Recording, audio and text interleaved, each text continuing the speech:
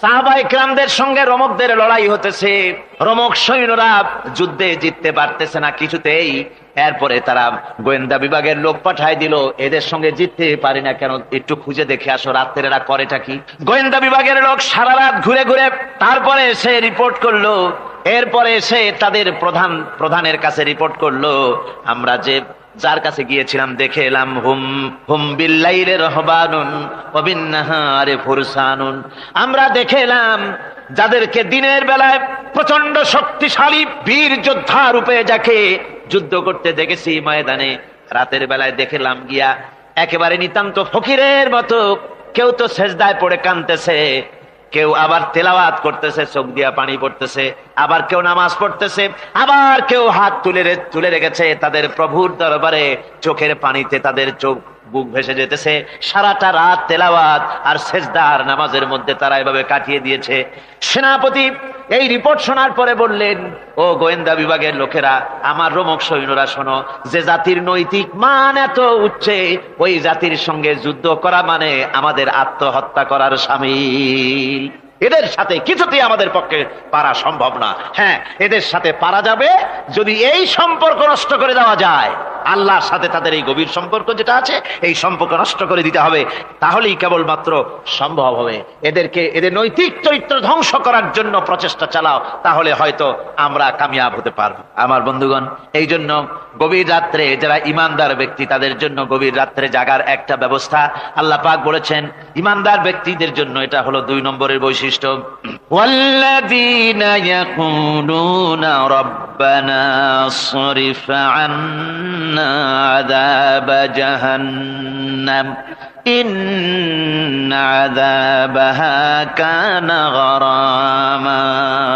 রহমানের বান্দার, খাঁটি বান্দার 3 নম্বরের বৈশিষ্ট্য হচ্ছে তারা আল্লাহ রব্বুল আলামিনের দরবারে হাত তুলে ফরিয়াদ জানায়, আল্লাহর কাছে মোনাজাত করে, আল্লাহ রব্বুল আলামিনকে বলে, আয় আল্লাহ, হে আমার প্রভু, আয় আমার রব, জাহান্নামের আগুন থেকে দয়া করে আমারে বাঁচাও। জোরে বলেন আমিন, জোরে বলেন আমিন। জাহান্নামের বর্ণনা আমরা এই মাহফিলে করেছি, করি নাই? মনে আছে? দারুণ কঠিন জায়গা, অত্যন্ত কঠিন জায়গা, মারাত্মক জায়গা জাহান্নাম। ওই জাহান্নামের জন্য আল্লাহর কাছে কাঁদতে হবে, মাপ চাইতে হবে জাহান্নাম থেকে। মুমিন ব্যক্তির 3 নম্বরের বৈশিষ্ট্যই তাই। সে বলবে, রব্বানা সরিফ আন্না আযাবা জাহান্নাম ইন্না আযাবাহা কানা গরামা। আয় আল্লাহ, তোমার জাহান্নামের শাস্তি থেকে তোমার কাছে মাপ চাই। আল্লাহ পাক বলেন, এই জাহান্নামের শাস্তি বড়ই প্রাণান্তকার হবে। ইন্নাহা সাআত মুস্তাকাররান ওয়া মুকামা। জাহান্নাম হচ্ছে অবস্থানের জন্য অত্যন্ত নিকৃষ্ট, খুবই খারাপ জায়গা এই জাহান্নাম। কিন্তু মুসলমানদের অবস্থাটা ভিন্ন। মুসলমানেরা নেক আমল করে, ইবাদত বন্দি করে, তা সত্ত্বেও তার কলিজা কাঁপতে থাকে। সুবহানাল্লাহ, তার কলিজা কাঁপতে থাকে যে আমি যে ইবাদত করছি, এই ইবাদত আল্লাহর দরবারে মঞ্জুর হচ্ছে কিনা। এই জন্য তার মন কাঁপতে থাকে। সে আমলের উপর নির্ভর করে থাকে না, সে আল্লাহর দয়ার উপরে নির্ভর করে। কিসের উপরে নির্ভর করে? আল্লাহর দয়া, আল্লাহর রহমতের উপরে নির্ভর করে। আর সে আল্লাহর কাছে কাঁদতে থাকে, রব্বুল আলামিন, তুমি দয়া করে মেহেরবানি করে আমার হিসাব নিও না, আমার এই হিসাব করে যদি বেহেশতে দাও তাহলে তো বেহেশতে যাইতে পারবো। কিয়ামতের দিন আল্লাহ রব্বুল আলামিন কোন মানুষকে যদি হিসাবের জন্য ধরে ফেলেন, তাহলে ওই বান্দার আর জাহান্নাম ছাড়া কোনো পথ নাই। এই জন্য আল্লাহ শিখায় দিয়েছেন, বান্দা দোয়া কর, ওয়া আদখিলনাল জান্নাতা বিগাইরি হিসাব। আয় আল্লাহ, বিনা হিসাবে তোমার জান্নাত আমাকে দান করো। আবার হুজুর দোয়া করেছেন, আল্লাহুম্মা হাসিবনি হিসাবান ইয়াসীরা। আয় আল্লাহ, তুমি আমার সহজ হিসাব নাও। পড়েন, আল্লাহুম্মা হাসিবনি হিসাবান ইয়াসীরা। হিসাবে ইয়াসির, সহজ হিসাব। আয় আল্লাহ, তুমি আমার সহজ হিসাব নাও। এই হাদিসের ব্যাখ্যা এসেছে সহজ হিসাব কি? ব্যাখ্যা এসেছে সহজ হিসাবটা হচ্ছে আল্লাহ রাব্বুল আলামিন কিয়ামতের ময়দানে তার কোন বান্দাকে যদি রহমত করতে চান, কোন বান্দার প্রতি যদি দয়া করতে চান, কাউকে যদি ক্ষমা করতে চান, তাহলে আল্লাহ রাব্বুল আলামিন তাকে একটা পর্দার আড়ালে ডেকে নেবেন। একটি পর্দার আড়ালে রেখে নিয়ে আল্লাহ পাক জিজ্ঞেস করবেন, বান্দা তুই কি এই গুনাহগুলি করেছিলি নাকি, এই সব গুনাহ করেছিস নাকি? আল্লাহ জিজ্ঞেস করবেন বান্দাকে, অবস্থাটা কেমন হবে চিন্তা করেন। বান্দা এইগুলি করেছিস নাকি? বান্দা ভয়তে থরথর করে কাঁপতে থাকবে, কলিজা ভয়তে কাঁপতে থাকবে, অস্থির হয়ে যাবে। সে স্বীকার করবে, রব্বুল আলামিন তুমি যা বলেছো আমি এর সব অন্যায় আমার দ্বারা হয়েছে, আমি বুঝতে পারি নাই, আমাকে মাফ করে দাও। রব্বুল আলামিন বান্দাকে বলবেন, যা বান্দা আমি তোকে মাফ করে দিলাম, আমার জান্নাতে চলে যা। সুবহানাল্লাহ সুবহানাল্লাহ। সুতরাং জাহান্নামের শাস্তি থেকে সব সময়ের জন্য আল্লাহর কাছে মাফ চাইতে হবে। ওয়াল্লাযীনা ইযা আনফাকু লাম ইউসরিফু ওয়া লাম ইয়াকতুরু ওয়া কানা বাইনা যালিকা কাওয়ামা। রহমানের প্রকৃত খাঁটি বান্দা তারা, যারা নাকি যখন খরচ করে খরচের সময় বেহুদা খরচ করে না, আবার খরচের ভিতরে কার্পণ্যতাও তারা করে না।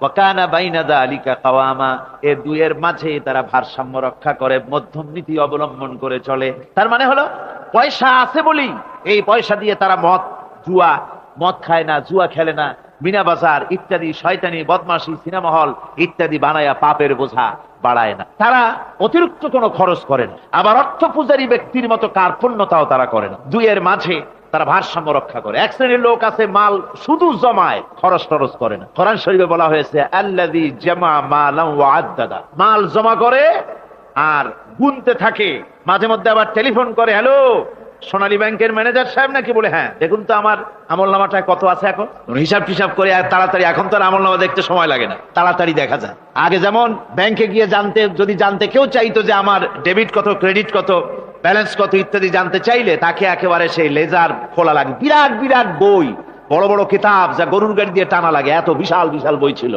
এখন সেগুলি সংক্ষিপ্ত হয়ে একেবারে কম্পিউটারের মধ্যে ঢুকানো হয়েছে। কম্পিউটারের ভেতরে রয়েছে একটা ছোট্ট যন্ত্র যার নাম হলো মাইক্রোচিপস, একেবারে এতটুকু ছোট্ট মাইক্রোচিপ। এই মাইক্রোচিপসের ভেতরে হাজার হাজার ক্লায়েন্টসদের ডেবিট ক্রেডিট, তাদের ট্রানজেকশন, তাদের ব্যালেন্স সবকিছু রয়ে গেছে। আপনি যখনই জিজ্ঞেস করবেন সে বাটন একটা দাবালো আর সাথে সাথে স্ক্রিনে এসে গেল আপনার নাম কি, বাপের নাম কি, দাদার নাম কি, কত টাকা জমা করছিলেন, কোন কোন তারিখ উঠাইছেন, আছে কত, নিছেন কত, 14 গোষ্ঠীর ইতিহাস একটা টাবে চলে আসে। তো আমি মানুষকে এভাবে বলি যে এই বুদ্ধিটা যিনি দিলেন, লোকেরা বলে তো কয় যে কিয়ামতের দিন আল্লাহ নাকি আমলনামা দিবে মানুষের সামনে হাজির করিয়া, ইমানদারের সামনের থেকে ডান হাতে, বেঈমানের পিছন থেকে কোন হাতে, বাঁ হাতে। এখন ওই আমলনামা সারা জীবনে যত কথা বলছি, যত কাজ করছি সব তাতে লেখা থাকবে। তাহলে সেটা তো একটা বিশাল একটা বই হবে, তো আমরা হাতে করে ধরবই বা কেমনে, আর ওটা হবেই বা কেমনে, আর ওটা পড়বই বা কেমনে। এখন তো বুঝতে সহজ হয়েছে কেমনে পড়বেন। মানুষের মাথায় যদি এই বুদ্ধি আসে, একটা ছোট্ট মাইক্রোচিপসের ভেতরে যদি হাজার হাজার ক্লায়েন্টসদের কোটি কোটি শত শত সহস্র কোটি একটা মাইক্রোচিপসের ভিতরে ঢুকানো যায়, তাহলে এই বুদ্ধি যিনি দিলেন তিনি বুঝি এর চাইতেও ছোট্ট বইয়ের মধ্যে আপনার আমলনামা উঠাইতে পারবে না নাকি? যারা বলেন পারবে কিনা? নিশ্চয়ই পারবেন, হাজার বার পারবে বন্ধুগণ। সুতরাং এরা মাল জমা করে আর গনে, জিজ্ঞেস করে ম্যানেজার সাহেব কত হয়েছে, বলে যে এত লক্ষ এত। তখন আবার চিন্তা হয় যে আরো কত টাকা জমাইতে পারলে কোটি হয়, তারপরে আরো 200 কোটি হয়। এভাবে তারা জমাইতে থাকে, খরচ করে না। তো এ ব্যাপারে সন্তানের জন্য, সন্তানদের জন্য খরচ যেটা লাগে সেটা স্ত্রী পুত্র সন্তান আত্মীয় স্বজন যে আছে, যা তাদের জন্য যে পরিমাণ খরচ করা লাগে তা যদি না করে তাহলে এটা হচ্ছে বখিলি। আর খরচ করতে গিয়ে যদি বেশি করে তাহলে সেটা হচ্ছে বেহুদা খরচ। এখন এই বেহুদা খরচ থেকে আমাদেরকে বাঁচতে বলা হয়েছে। বিষয়টা হচ্ছে নিজের আত্মীয় স্বজন সন্তান সন্ততির জন্য খরচ করতে হবে যা লাগে তাই। আর আল্লাহ রাস্তায় যখন দেওয়ার কথা আসে তখন প্রাণ খুলে দান করতে হবে। দেখেন লোকেরা যখন আল্লাহ রাস্তায় দান করতে বলা হয় পকেটের মধ্যে হাত দিয়ে তারপর আঙ্গুল অনেক সময় কষাকষি করে। একজনে জিজ্ঞেস করলাম, মিয়া পয়সা দিবাতে এত পকেটে হাত রাখিয়া বাইরি করো না মোটে? কয় যে ঘষে দেখতেছি শিখি না 10 পাই। তাহলে এইভাবে আল্লাহর রাস্তায় দেওয়ার সময় এই যে কার্পণ্যতা, এই কার্পণ্যতা মানুষকে তাকে শেষ করে দেয়, তার ঈমানকে নষ্ট করে দেয়। আর পয়সা আছে বলে বেশি খরচ করতে হবে, যেমন বিবাহে লোকেরা খরচ করে আমাদের দেশে, কোরবানি করতে গিয়ে খরচ করে। হ্যাঁ, কোরবানি করবেন, আপনি ভালো একটা কোরবানি করবেন, আপনার পয়সা যেমন আছেন তেমন, কিন্তু 50,000 টাকা দাম দিয়ে একটা গরু কিনা সেই গরুর গলায় মালা দিয়া এরপরে সারা শহরে প্রদর্শনী করতে হবে, এর কোনো যুক্তি নাই। আছে কোনো যুক্তি? যদি তা হয় তাহলে ওই গরু যিনি কেনেন তার গলায় মালাই দিয়া দুজনে একসাথেই ঘুরানো দরকার, বুঝলেন? আমার বন্ধুগণ, আপনি কোরবানি করবেন, কোরবানি আপনার 10,000 টাকায় হয়ে যেতে পারে, 15,000 টাকায় হয়ে যেতে পারে। বাকি টাকাগুলি আল্লাহর রাস্তায় খয়রাত করে দেন, কত গরিব আত্মীয় আছে তাদের দিয়ে দেন। 50,000 টাকা দিয়ে বিরাট বাজারের সেরা গরু খরিদ করে কোরবানি দিচ্ছেন। অর্থটা কি? মানুষকে দেখাচ্ছেন আল্লাহর দরবারের গোশত যাবে না, চামড়া যাবে না, রক্ত যাবে না, যাবে আপনার নিয়ত। কি যাবে? নিয়ত। সুতরাং আল্লাহ রাস্তায় যখন খরচ করবেন, সেই খরচ করার ব্যাপারে তখনও নিয়তটা দেখতে হবে। হালাল পথে খরচ করতে গেলেও নিয়তটা দেখতে হবে, এবং তখনও বেহুদা খরচ করা যাবে না। বিবাহে যেভাবে খরচ আজকাল করে মানুষেরা, হুজুর সাল্লাল্লাহু আলাইহি ওয়াসাল্লাম বলেছেন যে বিবাহে যত খরচ কম সেই বিবাহ তত বরকতপূর্ণ। আর আমরা মনে করি বিবাহে যত বেশি খরচ বাড়ানো যায় ততই এটা বেশি শামদার হবে। উল্টা চিন্তা করি। আল্লাহ রাব্বুল আলামিনের পরে বলছেন والذين لا يدعون مع الله إلها آخر ولا يقتلون النفس التي حرم الله إلا بالحق ولا يزنون ومن يفعل ذلك يلقى أثاما। আর রহমানের খাঁটি বান্দা যারা, তাদের ৫ম নম্বরের বৈশিষ্ট্য হচ্ছে যে তারা আল্লাহর সাথে, আল্লাহকে বাদ দিয়ে অন্য কাউকে ইলাহা বলে, মাবুদ বলে ডাকে না। এই ব্যাপারেও ব্যাখ্যা আমরা এই মাহফিলে দিয়েছি, মনে আছেন আপনাদের? আল্লাহ ছাড়া অন্য কাউকে ইলাহা বলে ডাকা যাবে না। ওয়ালা ইয়াকতুলুনা আন-নাফসাল্লাতী হারামাল্লাহু ইল্লা বিল হক। আর আল্লাহ যে সমস্ত প্রাণকে, আর ওই লোকেরা যারা নাকি আল্লাহ ছাড়া, ইমান রহমানের বান্দা যারা, তারা একদিকে তো আল্লাহ ছাড়া অন্য কাউকে ডাকে না, মাবুদ বলে স্বীকার করে না, অন্যদিকে আল্লাহর হারাম করা প্রাণগুলিকে তারা ধ্বংস করে না। অর্থাৎ আল্লাহ যাদেরকে হত্যা করতে নিষেধ করেছেন, প্রাণীদেরকে হত্যা করতে, মানুষ হত্যা করতে নিষেধ করেছেন, আল্লাহর নিষেধ, আল্লাহ যেগুলি জায়েজ করেছেন সেগুলি বাদ দিয়ে হত্যা করা, এগুলি তারা করে না। ওয়ালা ইয়াজনুন, আর তারা জেনা ব্যভিচারেও লিপ্ত হয় না। এটা হচ্ছে যে এই সমস্ত লোকগুলি তারা গুনাহ থেকে মুক্ত থাকতে চেষ্টা করে। তারা আল্লাহ ছাড়া আর কাউকে রব বলে ডাকে না, ইলাহ বলে ডাকে না, মাবুদ বলে ডাকে না। হযরত ইবনে মাসউদ রাদিয়াল্লাহু তাআলা আনহু বলেছেন, তিনি রাসূল পাক সাল্লাল্লাহু আলাইহি ওয়াসাল্লামের কাছে জিজ্ঞেস করেছিলেন, হে রাসূল, সবচেয়ে বড় গুনাহ কি? হুজুর বলেছেন সবচেয়ে বড় গুনাহ 3টা। সবচেয়ে বড় গুনাহটা কয়টা? রাসূল পাক সাল্লাল্লাহু আলাইহি ওয়াসাল্লাম বলেছেন সবচেয়ে বড় গুনাহ হচ্ছে 3টি। একটি হচ্ছে তুমি যদি কাউকে আল্লাহর সমতুল্য প্রতিদ্বন্দ্বী বানিয়ে যদি তার কাছে কিছু চাও, তাহলে এটা সবচেয়ে বড় গুনাহ। সন্তান দিতে পারেন আল্লাহ, তোমাকে রোগমুক্ত করতে পারেন আল্লাহ, আল্লাহ যা করতে পারেন এই সব বিষয়গুলি যদি মানুষের কাছে চাও, তাহলে তুমি আল্লাহর জায়গায় তাকে বসালে, এটা সবচেয়ে বড় গুনাহ। আর 2 নম্বরের গুনাহ হচ্ছে নিজের সন্তান তোমার খাবার খাবে, তোমার খাবারে সন্তান ভাগ বসাবে, এই ভয়তে সন্তানকে হত্যা করা, এটাও বিরাট পাপ। আর 3 নম্বরে হচ্ছে প্রতিবেশীর স্ত্রীর সঙ্গে জেনা করা, এটা হলো আরেকটি। মোট 3টি গুনাহ বলেছেন রাসূলুল্লাহ, সবচাইতে মারাত্মক গুনাহ। তার মধ্যে এই গুনাহগুলি তো আমাদের সমাজে চালু আছেই। একদিকে সমাজের ভেতরে রয়েছে আল্লাহ ছাড়া মানুষের কাছে, মাজারের কাছে গিয়া, কবরের কাছে গিয়া, কবরওয়ালার কাছে চাওয়ার এই রেওয়াজ চালু আছে। এই রেওয়াজ কি চট্টগ্রামে কমেছে না বেড়েছে? কমেছে। জোরে কোন আলহামদুলিল্লাহ। কমে গিয়েছে, আগের তুলনায় বহুত কমেছে। যারা এই মাজারকে নিয়ে ব্যবসা করে, তারা অনেকে বলেছেন যে আমাদের ইনকাম আগে যা ছিল তার থেকে 4 আনায় নেমে গিয়েছে, 12 আনায় শেষ। জোরে কোন আলহামদুলিল্লাহ। জোরে বলেন আলহামদুলিল্লাহ। এই মাজার পূজা থেকে বাঁচতে হবে। 2 নম্বরে রয়েছে সমাজের ভিতরে চালু আছে এই যে সন্তান হত্যা করা, এই হত্যা করার এক রেওয়াজ চালু আছে। এরপরে রয়েছে এমনি মানুষকে হত্যা করা। কলেজ ইউনিভার্সিটিতে যেভাবে মানুষ হত্যা করা হচ্ছে, এরা জানে না নিজের আদর্শকে প্রতিষ্ঠার জন্য আন্দাজ এবং অনুমানের উপরে ভিত্তি করে জেদ করে মানুষকে হত্যা করছে। কি বলেন? করে না? আল্লাহ রাব্বুল আলামিন বলেন, ওয়ামান ইয়াকুতুল মুমিনা মুতাআম্মিদান ফাজাযাউহু জাহান্নাম খালিদিনা ফিহা আবাদান।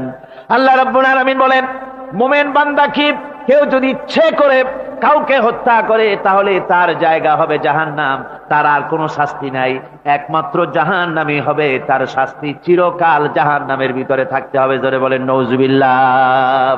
আজকে কলেজের মধ্যে, ইউনিভার্সিটিতে অনবরত আমরা হত্যাকাণ্ডের খবর শুনতে পাচ্ছি, সমানে হত্যা হচ্ছে। এই যে সন্ত্রাস এবং হত্যা যা হচ্ছে কলেজ ইউনিভার্সিটিতে, আপনারা আমাকে বলেন অনুরূপ হারে মাদ্রাসায় এই ধরনের সন্ত্রাস হচ্ছে? এত আস্তে জবাব দিলেন তাহলে বোধহয় হচ্ছে দেশে। মাদ্রাসায় সন্ত্রাসের কারণে, কোন টাইটেল মাদ্রাসা, ফাজেল মাদ্রাসা সন্ত্রাসের কারণে বন্ধ হয়েছে এমন কোন নজির আপনারা পেয়েছেন? পান নাই। কেন পান? কলেজ বন্ধ হচ্ছে, ইউনিভার্সিটি বন্ধ হচ্ছে, সন্ত্রাসের কারণে মাদ্রাসা বন্ধ হয় না কেন? তার কারণ হচ্ছে কলেজ ইউনিভার্সিটিতে কোরআন পড়ানো হয় না, হাদিস পড়ানো হয় না, তাই তারা হত্যা করলে কি পাপ হয় তাও জানে না। হত্যার পাপ তো দূরের কথা, মানুষ কোরআন শুনতে আসে, কোরআন শুনতে আসাটাও তাদের বরদাস্ত হয় না।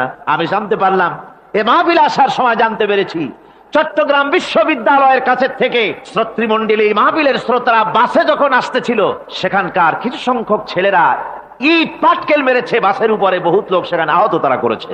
নাউজুবিল্লাহি মিন যালিক। কি শিক্ষা দেওয়া হচ্ছে সেখানে? কিন্তু মাদ্রাসায় তো হচ্ছে না। কেন হয় না? তার কারণ হচ্ছে মাদ্রাসাগুলিতে কোরআনে কারীম পড়ানো হয়, রাসূলুল্লাহর হাদিস পড়ানো হয়, সেখানে জানানো হয়, এই কথাগুলি পড়ানো হয়। যদি কেউ কাউকে হত্যা করে, জাহান্নাম ছাড়া কোনো জায়গা থাকবে না, চিরকাল জাহান্নামে থাকতে হবে, এই ভয়তে ওরা হত্যার ভিতরে যায় না। এই জীবন নয়, পরকাল আছে, কিয়ামতের দিন আল্লাহর দরবারে দাঁড়ায়া জীবনের সবকিছুর হিসাব দিতে হবে। এই জন্য তারা এসব জানে বলে, এসব তাদের রক্তে মাংসের ভিতরে ঢুকানো আছে বলে তারা চুরি ডাকাতি জেনা ব্যভিচার হত্যার দিকে তত যায় না যত এরা যায়। ঠিক কিনা বলে? কলেজ ইউনিভার্সিটিতে আজকে কোরআন শরীফ পড়ানো হয় না। মাদ্রাসা এবং মসজিদে, মাদ্রাসাগুলিতে যে কারণে সন্ত্রাস হয় না, ওই কারণটা যদি কলেজ ইউনিভার্সিটিতে ঢুকানো যায়, তাহলে সন্ত্রাস বন্ধ হতে পারে। ঠিক কিনা কথা? আমার ভাইয়েরা, আজ বাংলাদেশে যে কয়টা ইউনিভার্সিটি আর যতগুলি কলেজ আছে, এদেশের সাধারণ মানুষের রক্তার্জিত পয়সা দিয়েই এই কলেজ ইউনিভার্সিটি চালানো হয়, কিন্তু সেখানে কোরআন শরীফের তাফসীর পড়ানো হয় না, হাদিস শরীফ পড়ানো হয় না। হয় সব পড়ানো হয়, কিন্তু কোরআনে কারীমের তাফসীর পড়ানো হয় না, হাদিস শরীফ পড়ানো হয় না। যদি ওই কলেজ ইউনিভার্সিটির ছাত্রগুলিকে কোরআন শরীফ পড়ানো হতো, কোরআনের তাফসীর পড়ানো হতো, কলেজ ইউনিভার্সিটিতে হাদিস শরীফ যদি পড়ানো হতো, ইসলামের অর্থনীতি সমাজনীতি যদি পড়ানো হতো, তাহলে কলেজ আর ইউনিভার্সিটি গোটা জাতিকে মাস্তান আর গুন্ডা উপহার দিত না, খালিদ বিন ওলীদের মতো মুজাহিদ উপহার দিত। জোরে বলেন সুবহানাল্লাহ। আজকে গোটা জাতির চিন্তা চেতনা ধারণার বহির্ভূত সেখান থেকে সন্তান আমরা পাচ্ছি। আজকে সেখানে ছেলে পাঠাচ্ছে বাপ, ছেলে পাঠাচ্ছে, ছেলে লেখাপড়া করে সেখান থেকে ভালোভাবে পাশ করে আসবে, চাকরি বাকরি করবে, মা বাপের সুখের কারণ হবে।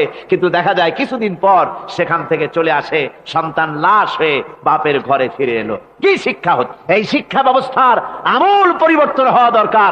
আপনারা অবাক হবেন, শিক্ষা ব্যবস্থার পরিবর্তন হওয়া দূরের কথা, কোরআন হাদিস কলেজ ইউনিভার্সিটিতে পড়ানো তো দূরের কথা, নামাজের জন্য কোনো তাগিদ নাই। কোন কলেজে কোন ইউনিভার্সিটিতে এরকমের তাগিদ আছে যে যারা মুসলমান ছাত্র, জোহরের আজান হয়ে যাবে, সব ছাত্র শিক্ষককে বাই হুক এন্ড ক্রুক মসজিদে যেতে হবে, 5 ওয়াক্ত নামাজ বা জামাত আদায় করতে হবে, এমন হুকুম আছে? আছে। এরপরেও ছেলেরা যে যতটুকুন ভালো আছে, ও তো বাস ভাঙছে ইউনিভার্সিটির সামনে পাইয়া, ওরা লাঠি ঠ্যাঙ্গা নিয়ে যে দূর আসে না, এই তো কপাল। কথা বুঝতে পেরেছেন? ওদের তো কিছু শিখানো হয় না, কিচ্ছু, অর্থাৎ চরিত্র সৃষ্টি তাদের করানো হয় না। নামাজের তাগিদ নাই, রোজার তাগিদ নাই, ওজন একটা আলাদা জগৎ। যুবতী মেয়ে, যুবতী ছেলে, যুবক ছেলে পড়াশোনা করে কো-এডুকেশন, সহশিক্ষায়, একসাথে যুবক পুরুষ আর যুবতী মহিলা একসাথে ওঠা বসা করছে, একসাথে পিকনিক করতে কোথায় হারায় যাচ্ছে, কি করতেছে না করতেছে দেখারও কেউ নাই। জোরে কর নাউজুবিল্লাহ। আজ তাই এক কথায় ইউনিভার্সিটিকে এদেশের একজন কবি বলেছিলেন ডাকাতদের গ্রাম। এখন শুধু ডাকাত না, মানে ডাকাতদের একেবারে আড্ডাখানা হয়ে গিয়েছে, অস্ত্রবাজির আড্ডাখানা হয়ে গিয়েছে। তাদের চরিত্র নষ্ট করার জন্য, ইসলামের থেকে তাদের মনকে ফিরিয়ে দেওয়ার জন্য বইপত্রের অভাব নাই, কোরআন হাদিসের অভাব আছে সেখানে, কিন্তু তাদের মন মগজ ইসলাম থেকে যেন ফিরে যায়, এজন্য তাদেরকে বইপত্র দেওয়া হয়। যেমন সেই যুগের নাম করা কবি ছিল ইমরাউল কায়েস, খুব নাম করা কবি ছিল। তার কবিতার বই সাবায়ে মুআল্লাকা আজও পর্যন্ত মাদ্রাসা শিক্ষার, উচ্চ শিক্ষায় এবং ইউনিভার্সিটি শিক্ষায়, সেখানে আধুনিক শিক্ষার, উচ্চ শিক্ষায়, সেখানে এ বই এখনো পড়ানো হয়। এই বইটির লেখক অর্থাৎ নাম করা কবির ছিল অনেকগুলি শত্রু। একদিন তার প্রাণের শত্রু তাকে ঘিরে ফেলেছে মরুভূমির ভেতরে, বলছে, তারা দুজন ছিল সংখ্যায়, বলল যে তোমাকে আমরা হত্যা করব। ইমরাউল কায়েস যখন দেখলো যে এদের হাত থেকে বাঁচার কোনো পথ নাই, তখন সে বলল, দেখো তোমরা তো আমাকে মারবে, কিন্তু একটা কথা আমি তোমাদেরকে বলি, আমাকে মারার পরে আমার দুটো মেয়ে আছে, মেয়ে দুটিকে একটি খবর পৌঁছে দেবে। কি খবর? বলে আমাকে মারার পর আমার বাড়ি গিয়ে মেয়ে দুটিকে গিয়ে বলবে, ইয়া বানাতি ইমরাউল কায়েস ইন্না আবাকুমা, বাস এই কথাটুকুন বলে দেব। তো যারা হত্যা করবে তারা চিন্তা করলো যে এই কথার দ্বারা তো আমরা হত্যা করেছি, তা তো প্রমাণিত হবে না, সুতরাং মারতে অসুবিধাটা কি। তারা মেরে ফেললো।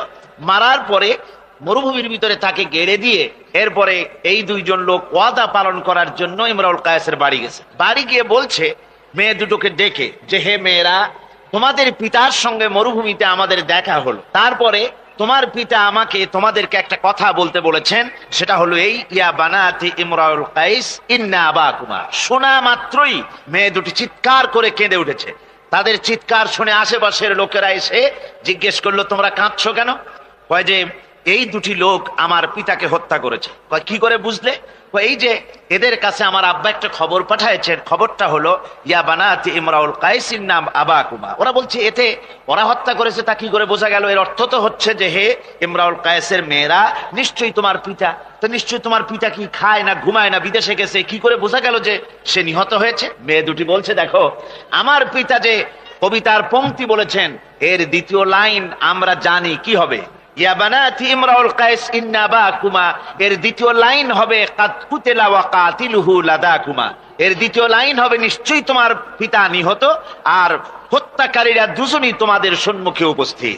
এখন আপনারা চিন্তা করেন যে মহিলারা পর্যন্ত সেই যুগে কতখানি বুদ্ধিমতী, কতখানি তারা বুৎপত্তি সম্পন্না ছিল সেই যুগের মহিলারা পর্যন্ত, পুরুষ তো দূরের কথা। তো জ্ঞান বুদ্ধি সবই ছিল, সব থাকা সত্ত্বেও এই যে তারা চুরি করতো, ডাকাতি করতো, জিনা করতো, ব্যভিচার করতো একটি জিনিসের অভাবে। কয়টি জিনিসের অভাবে? সেই জিনিসটা হচ্ছে ওদের কাছে ওহির জ্ঞান ছিল না। ওহির জ্ঞান না থাকার কারণে ওদের এই চরম দুরবস্থা হয়েছিল।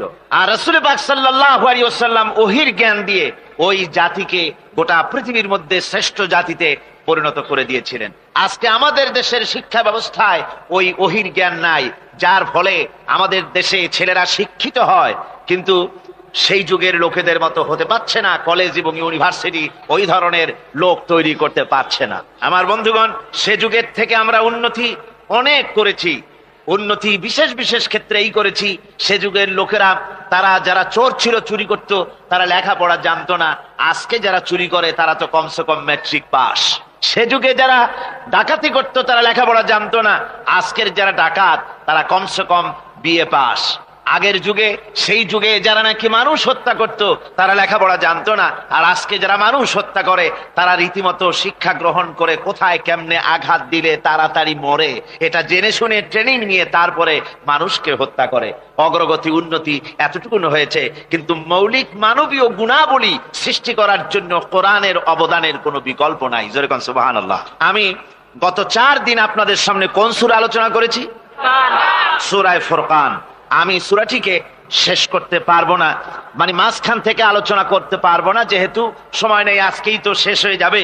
সেই জন্য আমি বেছে নিয়েছি সূরা ফুরকানের শেষ রুকুটি আপনাদের সামনে আজকে আলোচনা করব, যেখানে আল্লাহ রাব্বুল আলামিনের খাঁটি বান্দা তৈরি করার পরিকল্পনা আল্লাহ দিয়েছেন। খাঁটি বান্দা হওয়ার জন্য আল্লাহ পাক একটা ফর্মুলা বলেছেন, সেই ফর্মুলাটা আজকে আমরা এখানে আলোচনা করব। এই ফর্মুলা দিয়েই জনাবে মুহাম্মদ রাসূলুল্লাহ সাল্লাল্লাহু আলাইহি ওয়াসাল্লাম একটি সুন্দর সমাজ সৃষ্টি করেছিলেন, একটি আর্থ সামাজিক সুন্দর সমাজ বিনির্মাণে যে ধরনের লোক তৈরি করা দরকার ছিল, এই কোরআনে কারীমের মাধ্যমেই রাসূল পাক সে ধরনের লোক তৈরি করেছিলেন। আসুন শয়তানের ওয়াসওয়াসা থেকে পানাহ চেয়ে নিয়ে আমরা কথা শুরু করি। আউযু বিল্লাহি মিনাশ শাইতানির রাজীম। বিসমিল্লাহির রহমানির রহিম। মুফিদুর রহমান সাহেব আমাকে খবর দিলেন, ওনার কাছে খবর এসেছে যে মানুষ ভিড়ে এবং চাপে শ্বাসরুদ্ধ হয়ে মরে যাওয়ার উপক্রম হয়ে যাচ্ছে বিভিন্ন জায়গায়। তা আমি আপনাদেরকে অনুরোধ করব, যিনি যেখানে আছেন সামনের দিকে বাড়ার কোনো চেষ্টা করবেন না। রাস্তায় থাকেন, ড্রেনের পাশে থাকেন, গাছের উপরে থাকেন, ছাদের উপরে থাকেন, যেখানে থাকেন সেখানে বসে পড়েন। রাস্তা তো ট্রাফিক বন্ধ করে দেওয়া হয়েছে, গাড়ি ঘোড়া এসব রাস্তায়, এ মাহফিলের চারদিকের সমস্ত রাস্তার গাড়ি ঘোড়া বন্ধ করে দেওয়া হয়েছে। ফলে আপনারা রাস্তার উপরে বসে পড়েন, দাঁড়িয়ে থাকবেন না, দাঁড়াতে গেলেই মানুষের চাপে হেলাদোলা করবেন, পড়ে যাবেন, হাত পা ভেঙে যাওয়ার প্রাণান্তকার দশা হওয়ার সম্ভাবনা হবে। সুতরাং আমি সকলকে অনুরোধ করছি, মেহেরবানি করে কোরআনের সম্মানে, এ মাহফিলের সম্মানে আপনারা যার যার জায়গায় বসে পড়েন। কেউ দাঁড়িয়ে থাকবেন না, আর মোটেই চাপাচাপি করবেন না, কেউ কথা বলবেন না, আর দাঁড়াবেনও না। শয়তানের ওয়াসওয়াসা থেকে পানাহ চেয়ে পরম করুণাময় আল্লাহ রাব্বুল আলামিনের নামে শুরু করছি।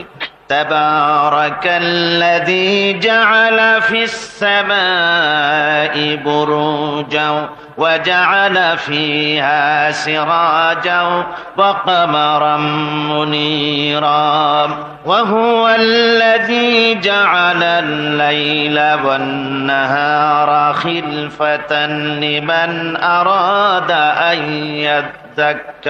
লিমান আরাদা আন ইয়াযাক্কারা আও আরাদা শুকুরা। সাদাকাল্লাহুল আযীম। অতীব বরকতশালী সেই মহান সত্তা, যিনি আকাশ সমূহকে বুর্জ সমূহ দিয়ে যিনি সংস্থাপন করেছেন, বুর্জ স্থাপন করেছেন এবং তাতে একটি প্রদীপ স্থাপন করেছেন, আর আলোকমণ্ডিত এক উজ্জ্বল চাঁদ স্থাপন করেছেন। ওয়াহুয়াল্লাযী জাআলাল লাইলা ওয়ান নাহারা খিলফা, আর তিনি রাত এবং দিনকে পরস্পরের স্থলাভিষিক্ত বানিয়েছেন। লিমান আরাদা আন ইয়াযাক্কারা আও আরাদা শুকুরা, তাদের জন্য যারা এর থেকে উপদেশ অর্জন করতে চায়, জ্ঞান লাভ করতে চায় এবং শুকর আদায় করতে চায়। শুকর আদায়কারীর জন্য, জ্ঞান অন্বেষণকারীদের জন্য আল্লাহ পাক এগুলি করেছেন। এখানে বুর্জ শব্দের অর্থ হচ্ছে প্রাসাদ বা সুদৃঢ় স্থাপত্য। প্রাচীন খগোল বিজ্ঞানে বুর্জ বলা হতো সেই 12টি কক্ষপথকে। কোন কোন মুফাসসির এই বুর্জকে বলেছেন গ্রহকে বুর্জ হিসাবে তারা ব্যাখ্যা করেছেন। আসলে আল্লাহ রাব্বুল আলামিন তিনি মহাশূন্যকে যে কিভাবে সজ্জিত করেছেন, কত সুন্দরভাবে করেছেন, তার ব্যাখ্যা কোরআনে কারীমের বিভিন্ন জায়গায় এসেছে। আল্লাহ পাক বলছেন, ওয়ালাকাদ জাআলনা ফিস সামাই বুরুজাও ওয়া যায়্যানাহা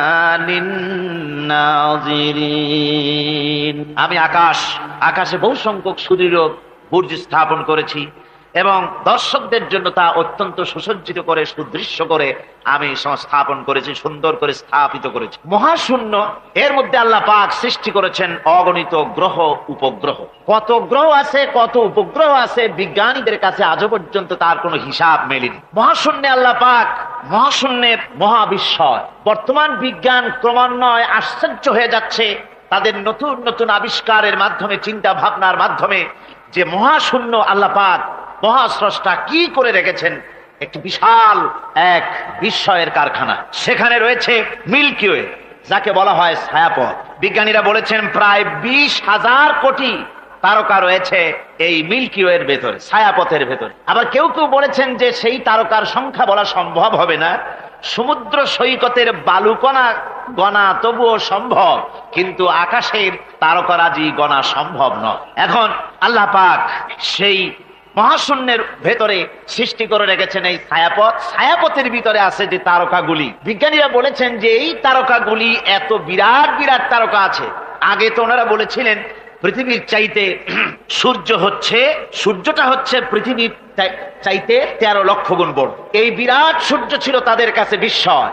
এখন তারা বলছেন না, মিল্কি ওয়ের ভিতরে যে সমস্ত তারকার সন্ধান আমরা পেয়েছি, সে সমস্ত তারকা এত বড় বড় বিরাট দানবের মতো, যে ওর এক একটা তারকার ভেতরে যে সূর্য পৃথিবীর চাইতে 13 লক্ষ গুণ বড়, এরকম অন্তত 3 কোটি সূর্যকে একটা তারকার মধ্যে ঢুকিয়ে দেওয়া যায়। সুবহানাল্লাহ, কি বিশাল কাণ্ড। এখন এই তারকা, এই গ্রহ এবং উপগ্রহ রাজি মহাশূন্যে সব পরিভ্রমণ করছে, কেউ কিন্তু দাঁড়িয়ে নাই।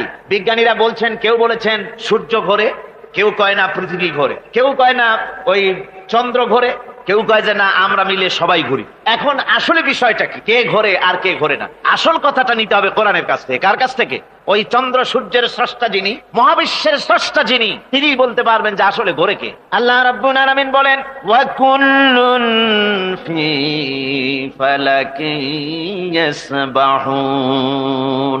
মহাশূন্যের পরে যা কিছু আছে সব সন্তরণশীল, সব গতিশীল, কেউ দাঁড়িয়ে নাই, সব সাঁতার কাটতেছে, সব ছোটাছুটি করছে, ছোটাছুটি করছে, তা আবার এত দ্রুত গতি, এক একটা যে গতির কথা আমরা চিন্তা করতে পারবো না, ভীষণ তীর্যক গতিতে সব ছুটছে তো ছুটছে। কিন্তু ওখানে আবার কোনো ট্রাফিক পুলিশ নাই। আছে নাকি ট্রাফিক পুলিশ? আমাদের দেশে রাস্তাঘাটে কত ট্রাফিক পুলিশ আর কত ট্রাফিক সিগন্যাল লাইট, একদিকে ট্রাফিক পুলিশের হাতছানি আর একদিকে ট্রাফিক লাইটের চোখ রাঙানি, এরপরেও অ্যাক্সিডেন্টের অভাব নাই, ঠিক কিনা কর? বেচারা বেবি ট্যাক্সি, গরিব মানুষ রাস্তার এক পাশ দিয়ে যায়, আর ওই দত্তের মতো ট্রাক এসে এক ধাক্কা মারে, গরিব বেচারা বেবি ট্যাক্সি 3 ঠ্যাং উপরের দিকে দিয়ে রাস্তার পাশে বসে আল্লাহ করে। আমাদের ট্রেন লাইনে অ্যাক্সিডেন্ট, ওই গাড়ির লাইনে অ্যাক্সিডেন্ট, এত কিছু থাকা সত্ত্বেও কিন্তু ওই মহাশূন্যে কোনো সিগন্যাল লাইট নাই, কোনো ট্রাফিক পুলিশ নাই।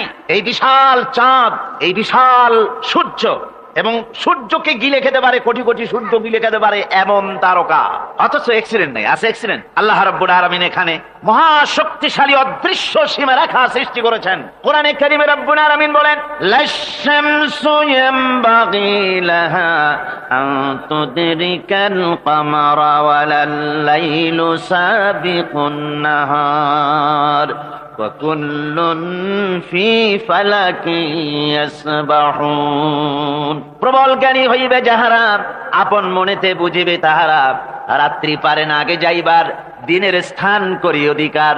চন্দ্র বাঁধে না সূর্যের গায়েতে, সূর্য পারে না চন্দ্রকে ধরিতে, যার যে স্থান বহল রাখিয়া ভ্রমণ করিছে খোদাকে ডরিয়া। সুবহানাল্লাহ ওয়া বিহামদিহি ইলা আজালিম মুসাম্মা, একটা নির্দিষ্ট সময় সীমা পর্যন্ত আপন আপন কক্ষপথে সব ছুটবে আর ছুটবে, কারো সঙ্গে কারো সংঘর্ষ হবে না। যেরকম সুবহানাল্লাহ। এরপরে ওই মহাশূন্যে অসংখ্য তারকারাজি আল্লাহ সৃষ্টি করে রেখেছেন। এত সুন্দর সুন্দর তারকা আল্লাহ বানিয়েছেন। আল্লাহ রাব্বুল আলামিন বলেন, ওয়ালাকাদ যায়্যানাস সামাআদ দুনিয়া বিমাসাবিহা ওয়া জাআলনাহা রুজুমান লিশ-শায়াতিন।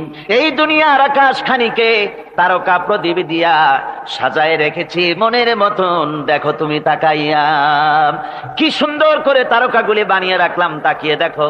বিজ্ঞানীরা বলেছেন এমন এমন অনেক তারকা আছে যা আমরা চোখে দেখি না, খালি চোখে ধরা পড়ে না।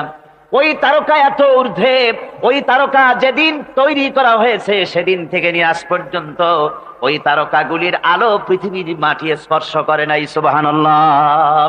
অথচ আলোর গতি হচ্ছে প্রতি সেকেন্ডে 1,86,000 মাইল। এই এক এর সেকেন্ড এক, আপনার একে বলা হয় লাইট ইয়ার, আলোকবর্ষ। এই হিসাবের সেকেন্ড, এই হিসাবের মিনিট, এই হিসাবের সপ্তাহ, মাস এবং বর্ষ, এরকম অসংখ্য লাইট ইয়ার আলোকবর্ষ চলে গিয়েছে, আজও পর্যন্ত সেই তারকার আলো পৃথিবীর মাটি স্পর্শ করে নাই। তাহলে সেই তারকা কোথায়? সুবহানাল্লাহ পড়ে। যারা একটু আল্লাহরে গাল দিতে পারে, একটু আল্লাহ এবং ইসলামকে অস্বীকার করতে পারে, তারা আবার হিরো হয়ে যায়। দেখছেন না অবস্থা? হিরো হয়ে যায়। ওরা বলে আল্লাহ নাই, আকাশ দেখে বলে যে মহাকাশ, আসলে তো মহাকাশ না, ওটা অনেক দূরে, তাই নীলা নীলা দেখা যায়, অন্ধকার অন্ধকার, ওরকম নীল রঙের দেখা যায়, আসলে আকাশ বলতেও কিছু নাই। এরপরে ইউরি গ্যাগারিন, যিনি প্রথম মহাশূন্য পরিভ্রমণ করেছিলেন, তিনি মহাশূন্য পরিভ্রমণ করে ফিরে এসে বলেছিলেন, মহাশূন্য পরিভ্রমণ করে ফিরে এলাম। মুসলমানেরা যাকে আল্লাহ বলে, খ্রিস্টানের যাকে গড বলে, আল্লাহ আর খ্রিস্টান সেই গডের অস্তিত্ব লক্ষ লক্ষ মাইলের কোথাও দেখি নাই, পাই নাই। আমি বলি বেকুব, আল্লাহরে তুমি দেখবা, তুমি তো তোমার নিজের শরীরও দেখো না। তোমার মাথাটার পেছনটা দেখতে কেমন, তোমার পিঠটা দেখতে কেমন, তোমার বডির একদম পেছনের অংশটা দেখতে কেমন, তা কি জিন্দিগিতে আয়না ছাড়া দেখতে পেরেছো কোনোদিন? নিজের শরীরই দেখতে পাও না, আর শরীরের স্রষ্টা মহান আল্লাহকে দেখতে চাও, দারুণ দুঃসাহস পোষণ করতেছে। আল্লাহ পাকের ওই মহান সৃষ্টি, এই বিশাল সৃষ্টির তুলনায় আমাদের অবস্থান কোথায়? আমাদের অবস্থান হচ্ছে মহাসমুদ্রের ভিতরে কাগজ দিয়ে নৌকা বানায়া যদি ছেড়ে দেওয়া যায়, তো মহাসমুদ্রে কাগজের নৌকাটার যে অবস্থা, এই আল্লাহর মহাবিশ্বে মহাশূন্যের ভেতরে স্পেস, মহাশূন্য আল্লাহর মহাসৃষ্টি, এর ভেতরে আমাদের অবস্থানও আটলান্টিক মহাসাগরে কাগজের নৌকাটা যেমন, আমাদের পৃথিবীর অবস্থাটা তেমন। সুবহানাল্লাহ। আল্লাহ কত বিরাট! সুবহানাল্লাহ। আমার বন্ধুগণ, আল্লাহ পাক বলছেন যে এইভাবে করে আমি চন্দ্র সৃষ্টি করেছি এবং সূর্য সৃষ্টি করেছি। ওয়াজআলা ফিহা সিরাজা ওয়া কামারাম মুনীরা, সেখানে একটা প্রদীপ আমি জ্বালিয়েছি, সেই প্রদীপটা হচ্ছে সূর্য। এই সূর্যটা হচ্ছে বিশাল, যা পৃথিবী থেকে 9,30,00,000 মাইল দূরে যে সূর্য অবস্থান করছে, এত দূরে থাকা সত্ত্বেও এই সূর্যের দিকে মানুষ খালি চোখে তাকাতে পারে না, এত উত্তপ্ত। সূরা নাবার মধ্যে আল্লাহ বলেছেন এটাকে ওয়াজআলনা সিরাজাও ওয়াহাজা, উত্তপ্ত, অতি উজ্জ্বল, অতি উত্তপ্ত প্রদীপ এই সূর্যটাকে আল্লাহ বলেছেন। তার তাপ এত বেশি যে পৃথিবীর কোন কোন জায়গায় সূর্যের তাপ 140 ডিগ্রি ফারেনহাইট পর্যন্ত উঠে যায়, এত তাপ হয়। তো এই সূর্যের দিকে মানুষ যদি খালি চোখে তাকায় তাহলে তার চোখের দৃষ্টিশক্তি বিনষ্ট হয়ে যাওয়ার সম্ভাবনা থাকে। এই সূর্য দিয়ে আল্লাহ পাক ফসল পাকান, এই সূর্য দিয়ে জীবকুলের প্রাণ শক্তির সঞ্চার করেন আল্লাহ পাক। এই সূর্য, বিজ্ঞানীরা বলেছেন, একটা বই আছে, লেখকের নাম আমার মনে নাই, man does not stand alone. এই বইয়ের ভিতরে এই বিজ্ঞানী লিখেছেন, আল্লাহর সৃষ্টি রহস্য সম্পর্কে লিখেছেন যে সূর্য যেখানে এখন আছে, স্রষ্টা নিশ্চয়ই একজন আছেন, তিনি বলছেন যে সূর্য যেখানে আছে ওখান থেকে যদি কিছু নিচে নেমে আসতো সূর্য, তাহলে গোটা পৃথিবী পুড়ে ছাই হয়ে যেত। আর যেখানে আছে ওখান থেকে যদি কিছু উপরে উঠে যেত, গোটা পৃথিবী হিম শীতলতায় গোটা পৃথিবী ফ্রিজ হয়ে যেত। অথচ একটা মাপা একটা জায়গায় আল্লাহ পাক এই সূর্যকে রেখেছেন, সুবহানাল্লাহ পড়েন। আবার চন্দ্রকেও এমন একটা মেজারমেন্ট করা জায়গা আল্লাহ রেখেছেন, এই চন্দ্র যদি উপরে উঠে যেত, যেখানে আছে সেখান থেকে গোটা পৃথিবীটা মরুভূমি হয়ে যেত। আর যেখানে আছে সেখান থেকে যদি নিচে নেমে আসতো কিছুটা, তাহলে গোটা পৃথিবী বন্যায় প্লাবনে গোটা পৃথিবী ভেসে চলে যেত। সুবহানাল্লাহ ওয়া বিহামদিহি। এই চন্দ্রকে আল্লাহ পাক এভাবে রেখেছেন, সূর্যকে এভাবে রেখেছেন। আবার এই সূর্যের রয়েছে অতি বেগুনি রশ্মি, সেই অতি বেগুনি রশ্মি যেন এমন একটা পাওয়ার আছে সূর্যের, যে সূর্যের তাপ যদি পৃথিবীর মানুষ গায়ে লাগে, ওই রশ্মিটা যদি লাগে, সৃষ্টি জগতের ক্যান্সার হবে, সৃষ্টি জগৎ মরে যাবে, বাঁচতে পারবে না, অসুখ করবে। সেজন্য ওজোন স্তর একটা আল্লাহ বানিয়ে রেখেছেন, ওজোন একটা স্তর, যেটাকে বিজ্ঞানীরা এখন বলছেন গ্রিন হাউস এফেক্ট। এই ওজোন স্তরে ফাটল ধরেছে, বিজ্ঞানীরা লক্ষ্য করেছেন ওজোন স্তরে ফাটল ধরে সূর্যের সেই ক্ষতিকারক পাওয়ারটা পৃথিবীর মাটির কাছে চলে আসতেছে। এখন এটাকে ঠেকাবার ব্যবস্থা করা হচ্ছে। আমার বন্ধুগণ, এটা কেন হচ্ছে? আল্লাহ রাব্বুল আলামিন বলেন, ওয়ামা আসাবাকুম মিন মুসিবাতিন ফাবিমা কাসাবাত আইদিকুম, তোমাদের উপরে যত বিপদ আসে, মুসিবত আসে, সব তোমাদের হাতের কামাই করা, দুই হাতের কামাই করা, দু হাত দিয়ে যা কামাই করেছো তার ফল তোমাদের পেতে হচ্ছে। গ্রিন হাউস এফেক্ট কেন হলো? কারণ হচ্ছে আমাদের গাড়ি থেকে যে কার্বন ডাই অক্সাইড, কালো ধোঁয়া আমরা বের করি, আমাদের মিল কল কারখানা থেকে যে চিমনি থেকে কালো ধোঁয়া বের হয়, এগুলিকে শোষণ করার জন্য, এগুলিকে নষ্ট করার জন্য হলো গাছ। গাছ হলে মানুষের বন্ধু। আমরা জনমের মতো গাছ কাটি, লাগাই না। এভাবে করে প্রকৃতির ভারসাম্য আমরা নষ্ট করেছি। আমরা প্রকৃতির ভারসাম্য নষ্ট করবার জন্য ইচ্ছে করে দেশের পাহাড়গুলিকে ধ্বংস করছি। অথচ আল্লাহ পাক বলেছেন, এই পাহাড় পৃথিবীর ভারসাম্য রক্ষার জন্য, প্রকৃতির ভারসাম্যকে রক্ষা করার জন্য আমি পাহাড় সৃষ্টি করেছি। জোরে বলেন সুবহানাল্লাহ। মানুষ এভাবে নিজের সর্বনাশ নিজেই করতেছে। আল্লাহ পাক বলছেন, এভাবে করে আমি সবকিছুকে একটা সুন্দর পদ্ধতি দিয়ে সৃষ্টি করেছি। আর ওই যে আলোকমণ্ডিত চাঁদ, ওই চাঁদ সম্পর্কে প্রশ্ন তুলেছে কাফেরেরা, যে চাঁদটা কি? ওয়ায়াসআলুনাকা আনিল আহিল্লাম কুল হিয়া মাওয়াকিতু লিন্নাস। আল্লাহ রাব্বুল আলামিন বলেন, নবী, আপনাকেই প্রশ্ন করা হয় চাঁদের ক্রমবর্ধমান এবং ক্রমহ্রাস সম্পর্কে, যেটা কি আপনি তাদেরকে বলে দেন। আমি এই চাঁদকে একটা প্রাকৃতিক ক্যালেন্ডার বানায়া, চিরস্থায়ী ক্যালেন্ডার বানিয়ে তাম পৃথিবীর মানুষের জন্য আকাশে ঝুলায় রেখেছি, মহাশূন্যে টানায় রেখেছি, যেন প্রতিদিন রাত্রি বেলায়, দিনের বেলায়, রাতের বেলায় তারা দিন রাত মাস বছর গণনা করতে পারে। এই জন্য বিনা পয়সার একটা ক্যালেন্ডার আমি ঝুলায় রাখছি। জোরে বলেন সুবহানাল্লাহ। এমনি করে চাঁদ এবং সূর্যকে আমি সৃষ্টি করে দিই। আল্লাহ পাক বলেন, وَهُوَ الَّذِي جَعَلَ اللَّيْلَ وَالنَّهَارَ خِلْفَةً لِمَنْ أَرَادَ أَنْ يَذَّكَّرَ أَوْ أَرَادَ شُكُورًا। আর আমি দিন এবং রাতকে একে পরস্পরের স্থলাভিষিক্ত বানিয়েছি, যারা শুকর আদায় করবে আর যারা এর দ্বারা জ্ঞান অর্জন করবে তাদের জন্য। অর্থাৎ তারা এগুলি দেখে মনে করবে যে এগুলি খালি খালি না। এই যে রাত আসতেছে, দিন আসতেছে, দিন এবং রাত্রের এই যে পরিবর্তনটা, এর মধ্যে রয়েছে নিদর্শন। সূরা আলে ইমরানের মধ্যে আল্লাহ পাক বলেন, ইন্না ফি খালকিস সামাওয়াতি ওয়াল আরদি ওয়াখতিলাফিল লাইলি ওয়ান নাহার লাআয়াতিন লিউলিল আলবাব। যারা নিশ্চয়ই আমার এই সৃষ্টি রহস্য সম্পর্কে, দিন এবং রাতের পরিবর্তনের ব্যাপারে যারা চিন্তা করে, গবেষণা করে, তাদের জন্য আমি অনেক কিছু চিন্তার বিষয়ের মধ্যে রেখে দিয়েছি।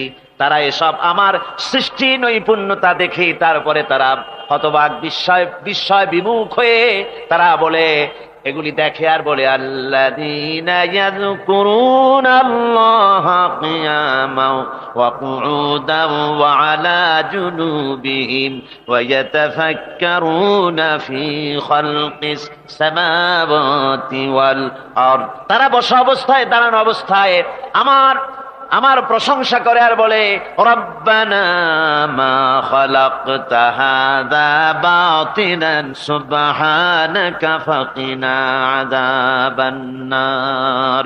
আয় আল্লাহ পাক, তুমি কোনো কিছু খেল তামাশার বিষয়বস্তু করে তৈরি করো নাই, অতএব জাহান্নামের শাস্তি থেকে তুমি আমাকে রক্ষা করো। আল্লাহর নবী বলেছেন, আল্লাহর সৃষ্টি নৈপুণ্যতা সম্পর্কে যদি কোনো বান্দা 1 ঘন্টা চিন্তা করে, 1 ঘন্টা যদি গবেষণা করে, চিন্তা করে, রব্বুল আলামিন তার আমলনামায় 60 বছরের নফল ইবাদতের সওয়াব লিখে দেন। জোরে বলেন সুবহানাল্লাহ। আল্লাহ পাক এই সমস্ত কথা বলে এখন ওই ফর্মুলা বলতেছেন যে আসলে আমার বান্দা হওয়ার জন্য, খাঁটি বান্দা হওয়ার জন্য তার কয়েকটি বৈশিষ্ট্য থাকতে হবে। আল্লাহ পাক এখানে 8টি বৈশিষ্ট্য বর্ণনা করেছেন। আল্লাহর খাঁটি বান্দা হওয়ার জন্য বৈশিষ্ট্য কয়টা লাগবে? 8টি। বেহেশত কয়টা? বেহেশত কয়টি? আল্লাহ পাক বৈশিষ্ট্য বানিয়েছেন 8টি। এখানে 8টি বৈশিষ্ট্যের কথা বলা হয়েছে। মহান আল্লাহ রাব্বুল আলামিন বলেন, ওয়া ইবাদুর রাহমানিল্লাযীনা ইয়ামশুনা আলাল আরদি হাওনান ওয়া ইযা খাতাবাহুমুল জাহিলুন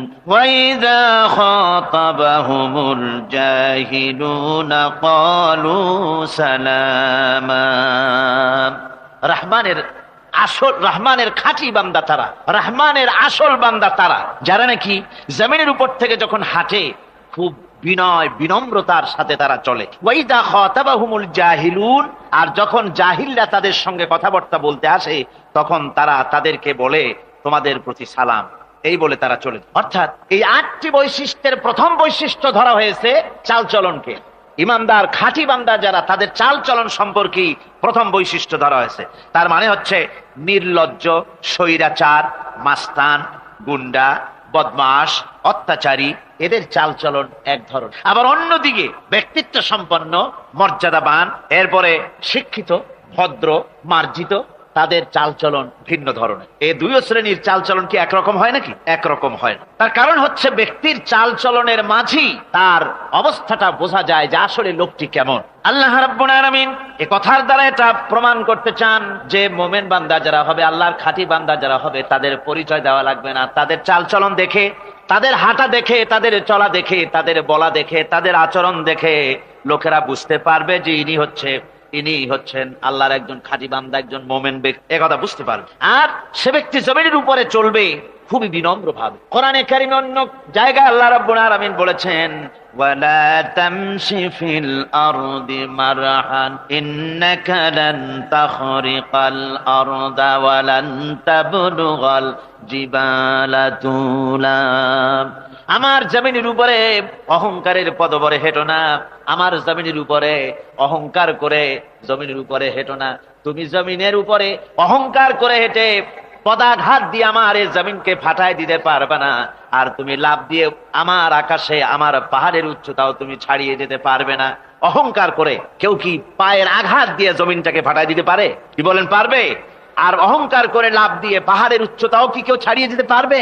পারবে না। সুতরাং অহংকার, মোমেন ব্যক্তি যারা, তারা অহংকার করতে পারে না। অহংকার মোমেনের স্বভাব নয়। অহংকার করতে পারে কেবলমাত্র আল্লাহ রাব্বুল আলামিন। অহংকার হচ্ছে আল্লাহ পাকের ইজাত। অহংকার কে করতে পারেন? আল্লাহ পাক করতে পারেন। মানুষের অহংকার শোভা পায় না। মানুষ, তোমার আবার অহংকার কিসের? 1 ফোঁটা নাপাক পানি দিয়ে যার জন্মের উৎস, এমন নাপাক পানি যা শরীর থেকে নির্গত হলে পরে গোসল করা ফরজ হয়ে যায়, এমন এক ফোঁটা নাপাক পানি যার জন্মের উৎস, তার অহংকার কি? অহংকার করবেন আল্লাহ রাব্বুল আলামিন। হাদিসে কুদসির ভিতরে এসেছে, আল্লাহ পাক বলেছেন, যে ব্যক্তি অহংকার করে সেজন্য আমার চাদর নিয়ে টানাটানি করে, জোরে কোন নাউযুবিল্লাহি মিন যালিক। সুতরাং মুমিন বান্দা যিনি হবেন, আল্লাহর খাঁটি বান্দা, রহমানের খাঁটি বান্দা, সে ব্যক্তি কখনো জমিনের উপর অহংকারের সাথে চলাফেরা করবে না, বরং তার চাল চলন হবে অত্যন্ত বিনম্র। আর কি? আর হলো জাহিলদের সঙ্গে সে কোনো বিতর্কে লিপ্ত হবে না। জাহিলরা গালাগালি দেবে, গালাগালির জবাবে সে গালাগালি দিবে না। জাহিলরা অত্যাচার করবে, অত্যাচারের জবাবে সে অত্যাচার করবে না, বরং তাদেরকে দেখলে, তারা অত্যাচার করতে আসলে, তারা গালাগালি দিলে তাদের জবাবে ইদফা বিল্লাতি হিয়া আহসান, তাদের জবাবে তাদেরকে সালাম দিয়ে সেখান থেকে তারা কেটে পড়বে। সূরা কাসাসে অন্য জায়গায় আল্লাহ রাব্বুল আলামিন একথা আবার এভাবে বলতেছেন, وَإِذَا سَمِعُوا اللَّغْوَ أَعْرَضُوا عَنْهُ وَقَالُوا لَنَا أَعْمَالُنَا وَلَكُمْ أَعْمَالُكُمْ سَلَامٌ عَلَيْكُمْ لَا نَبْتَغِي الْجَاهِلِينَ। আল্লাহ পাক বলছেন যে যখন মুমিনেরা পরস্পরে মুমিনদের সাথে জাহিলদের যখন দেখা সাক্ষাৎ হয়ে যায়, যখন ঝগড়ায় লিপ্ত হতে চায়, তখন মুমিনেরা, যারা মুমিন বান্দা, আল্লাহর খাঁটি বান্দা, তারা বলবে যে তোমাদের আমলের প্রতিফল তোমরা পাবা, আমাদের কৃতকর্মের ফল আমরা পাবো, সুতরাং তোমাদের প্রতি সালাম, তোমাদের সাথে আমাদের কোনো সম্পর্ক নাই, ঝগড়াঝাটি না করে তারা ফিরে আসবে। আল্লাহ পাক এরপরে বলেন, ওয়াল্লাযীনা ইয়াবীতুনা লিরাব্বিহিম সুজদান ওয়া কিয়ামা। রহমানের খাঁটি বান্দা তারাই আরেকটি বৈশিষ্ট্য, তাদের এই 2 নম্বরের বৈশিষ্ট্য বার বলা হচ্ছে। রহমানের, আল্লাহর খাঁটি বান্দার 2 নম্বরের বৈশিষ্ট্য সেটা হচ্ছে যে তারা রাত কাটায় তার রবের হুজুরে, আল্লাহর দরবারে সেজদা দিয়ে দাঁড়িয়ে থেকে কান্দাকাটি করে তারা রাত গুজরান করে, জোরে বলেন সুবহানাল্লাহ। আর এর বিপরীত যারা, তারা রাত কাটায় রাতের বেলা মদ, জুয়া, সিনেমা, গান বাজনা, অশ্লীলতা, নাটক, হাবিজাবি, গল্প গুজব করে তারা তাদের রাত কাটায়। আর যারা মুমিন বান্দা, আল্লাহর বান্দা, যারা খাঁটি বান্দা, তারা এই রাত তারা আল্লাহর ইবাদতের ভিতর থেকে কান্দাকাটির মধ্য দিয়ে দাঁড়িয়ে দাঁড়িয়ে অথবা সেজদার ভিতরে তারা তাদের রাত কাটিয়ে দেয়। কোরআনে কারীমে আল্লাহ রাব্বুল আলামিন একথা এভাবে বলেছেন, তাতাজাফা জুনুবুহুম আনিল মাদাজি'i ইয়াদউনা রাব্বাহুম খাওফান ওয়া তামআ। আমার মুমিন বান্দারা তাদের পার্শ্বদেশ এবং পৃষ্ঠদেশ বিছানার উপরে বেশি রাত থাকে না, তারা তাদের রবের প্রতি, রবের ভয়, আল্লাহর ভয়, আশা এবং আশা পোষণ করে, আর তারা আল্লাহকে ভয় করে তারা বিছান থেকে নিজের পিঠকে আলাদা করে নিয়ে তারা রাতের বেলায় আমার কাছে কান্দে, আমার কাছে দোয়া করে, তারা কান্দে, ইবাদত করে। সূরা যারিয়াতের ভিতরে রব্বুল আলামিন বলতেছেন, কানু ক্বালিলাম মিনাল লাইলি মা ইয়াহজাউনা ওয়া বিল আসহারি হুম ইস্তাগফিরুন।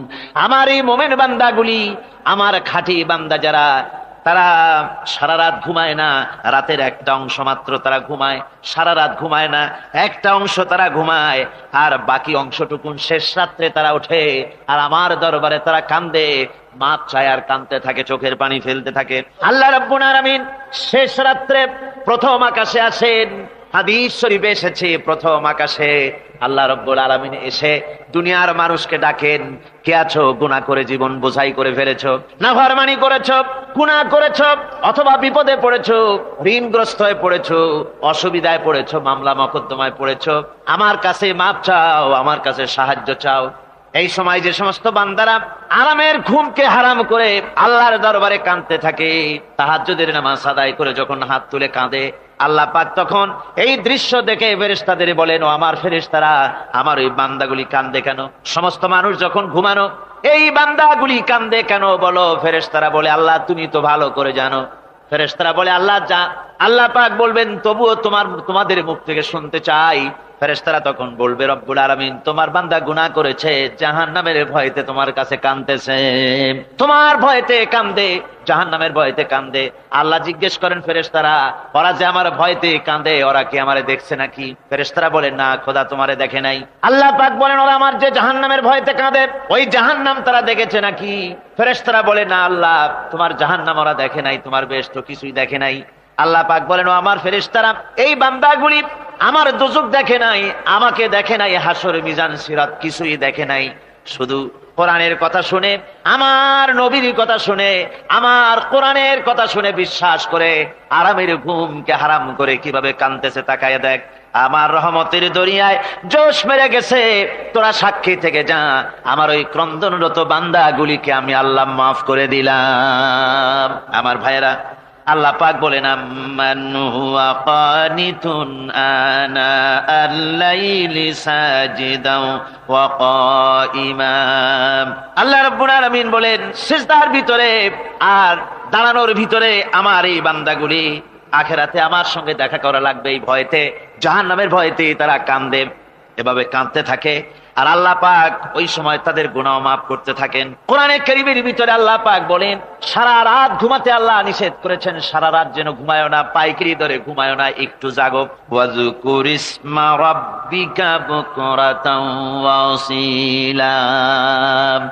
সকাল এবং সন্ধ্যায় তোমার প্রভুর, তোমার রবের জিকির করো, স্মরণ করো। وَمِنَ اللَّيْلِ فَاسْجُدْ لَهُ وَسَبِّحْهُ لَيْلًا طَوِيلًا। তোমার রাতের বেলায় রাতের একটা অংশ সিজদায় অবনত হও, আর রাতের দীর্ঘ সময় ঘুমায় থেকো না, হয় একটা লম্বা সময় ঘুমাও, কিন্তু একটা অংশ রাখো যে সময় তুমি আমার দরবারে সিজদায় পড়ে যাবে, কাঁদবে।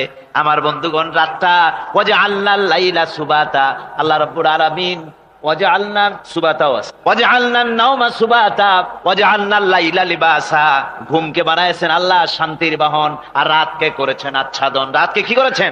আচ্ছাদন। রাতকে একটা পর্দা লাগিয়ে দিয়েছেন, রাতের পর্দা। যেহেতু প্রেম ভালোবাসা ঢোল পিটায় করা যায় না, ঢোল পিটায় প্রেম করা যায় যায় না, মানুষকে দেখায় দেখায় প্রেম ভালোবাসা করা যায় না। এটা হলো দুনিয়ার রীতিনীতি, দুনিয়ায় যেটা মানুষেরা করে।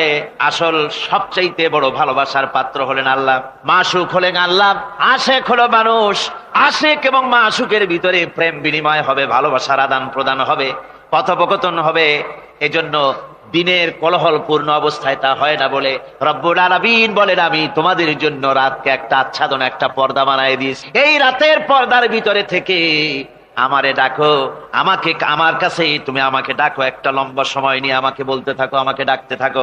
আল্লাহ পাক তার নবীকেও বলেছেন, ইয়া আইয়ুহাল মুসাম্মিলু কুমিল লাইলা ইল্লা কালিলা। হে চাদর আচ্ছাদিত ব্যক্তি, রাত্রিকালে সালাতে দণ্ডায়মান থাকো, কিন্তু কম, সারা রাত জাগার দরকার নেই। একটা অংশ জাগো, যখন তুমি আমার জন্য কাঁদবে, আমার জন্য সিজদায় পড়ে থাকবে। রাসূল পাক সাল্লাল্লাহু আলাইহি সাল্লাম তাহাজ্জুদের নামাজি সিজদায় পড়ে থাকতেন, রাতে ঘন্টার পর ঘন্টা চলে যেতেছে। হযরত আয়েশা বলেন, আমি মনে করতাম সিজদায় এমন ভাবে রাসূল পড়েছেন আর ওঠেন না, আমার মনে হতো হুজুর বুঝি ইন্তেকাল করে গেছেন। আমি রাসূলের পায়ের আঙ্গুল ধরে আস্তে করে চাপ দিতাম, হুজুর তাতে একটু ব্যথা পেয়ে আঙ্গুল নাড়া দিতেন, তখন আমি মনে করতাম আল্লাহর নবী বিদায় হন নাই, বেঁচে আছেন। আবার কখনো দাঁড়িয়ে দাঁড়িয়ে নামাজের ভিতরে তেলাওয়াত করতে করতে রাত শেষ হয়ে যেত, আমার মনে হতো এই দাঁড়ানো থেকে হুজুর বুঝি আর রুকুতে যাবেন না। আবার যখন রুকুতে যেতেন মনে হতো এই রুকু থেকে আর বুঝি সেজদায় যাবেন না। আবার যখন সেজদায় যেতেন মনে হতো এই সেজদা থেকে রাসূল বুঝি আর উঠবেন না। সুবহানাল্লাহ। সাহাবায়ে কেরাম জিজ্ঞেস করতেন, হে রাসূল, হযরত আয়েশা জিজ্ঞেস করে, হে রাসূল, আপনি এত কাঁদেন কেন, এত ইবাদত করেন, এত রাত জাগেন?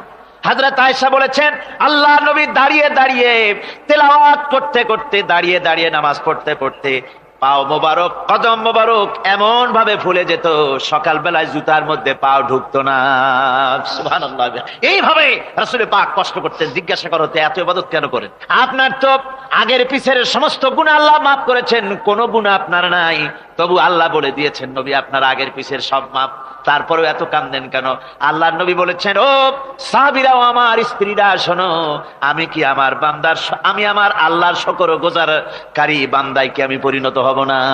যে আল্লাহ আমাকে এত নিয়ামত দিয়েছেন, আমি কি সেই আল্লাহর শুকরগুজার হব না? রাসূলুল্লাহ ভাবে কাঁদতেন।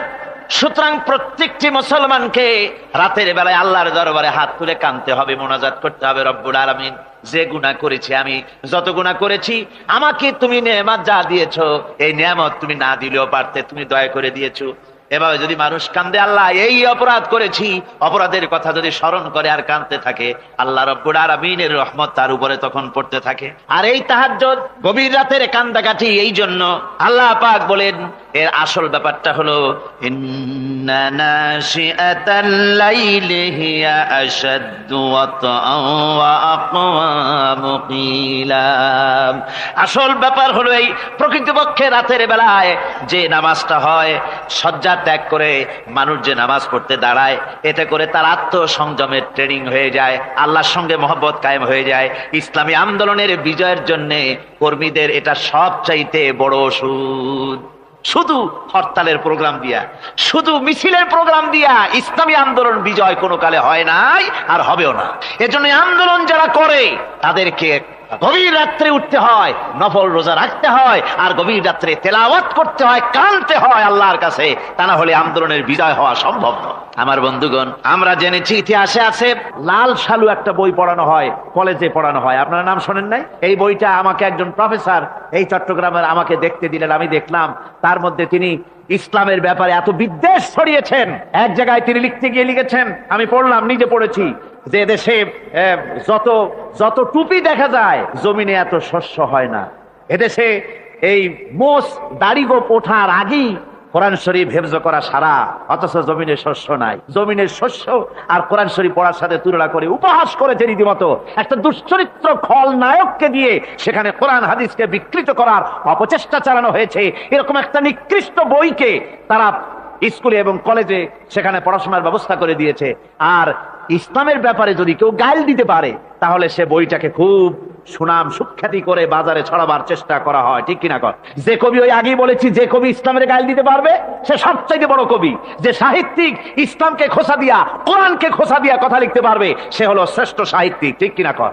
আর এই খ্রিস্টান জগৎ, ইহুদি জগৎ, তারা ইসলামকে আর মুসলমানদেরকে গালাগালি করার জন্য সব সময় মুসলমান নামের কুলাঙ্গারদেরকে বেছে নেয়। যেমন নবুয়াতের উপরে হামলা চালাতে হবে, সেজন্য এই পৃথিবীর নিকৃষ্ট কাফের গোলাম মোহাম্মদ কাদিয়ানির মতো একটা নিকৃষ্ট কাফেরকে তারা বেছে নিয়েছে, জোরে কর নাউজুবিল্লাহ।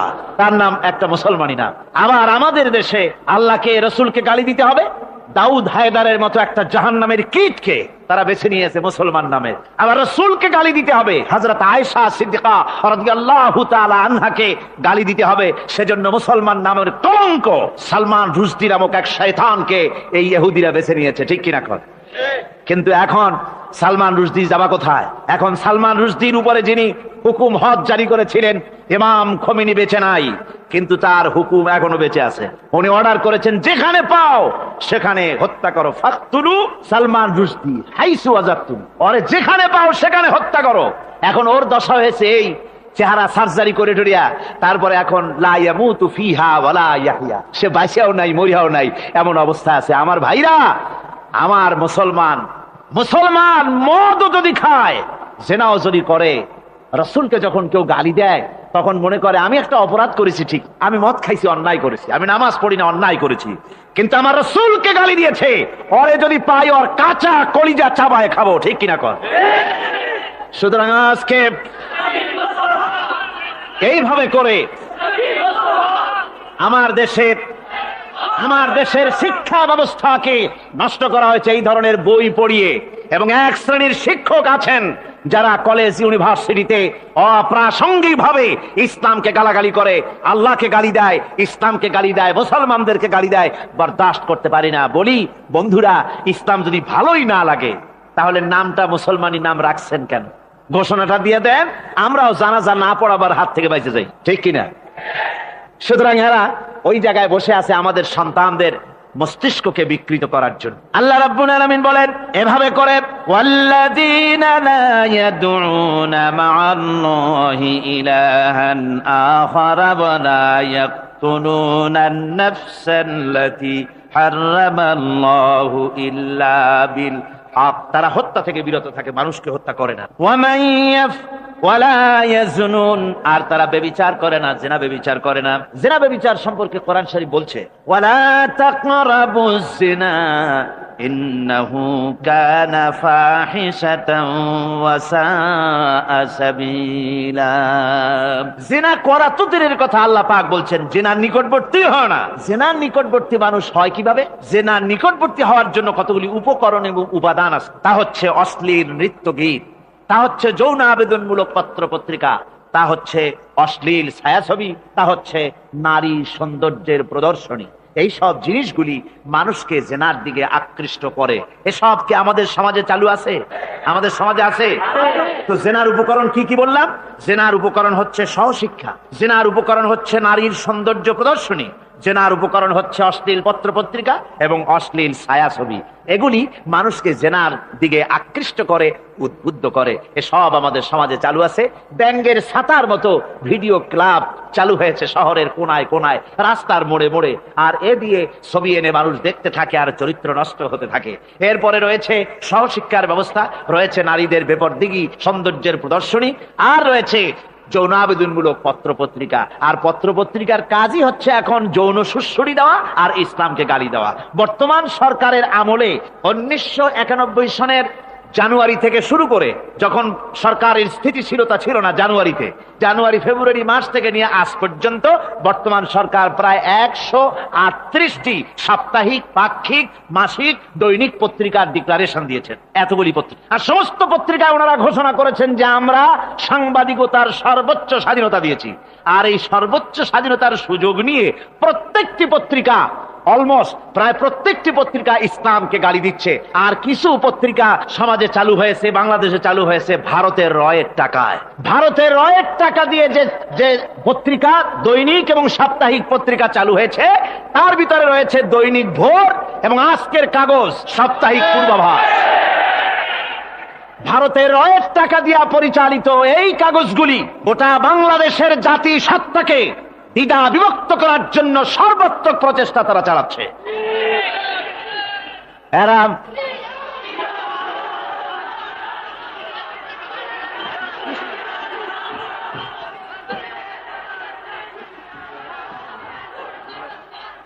আমার বন্ধুগণ, এ ধরনের একটা না, প্রয়োজন হলে সব নাম আমরা তুলে ধরবো।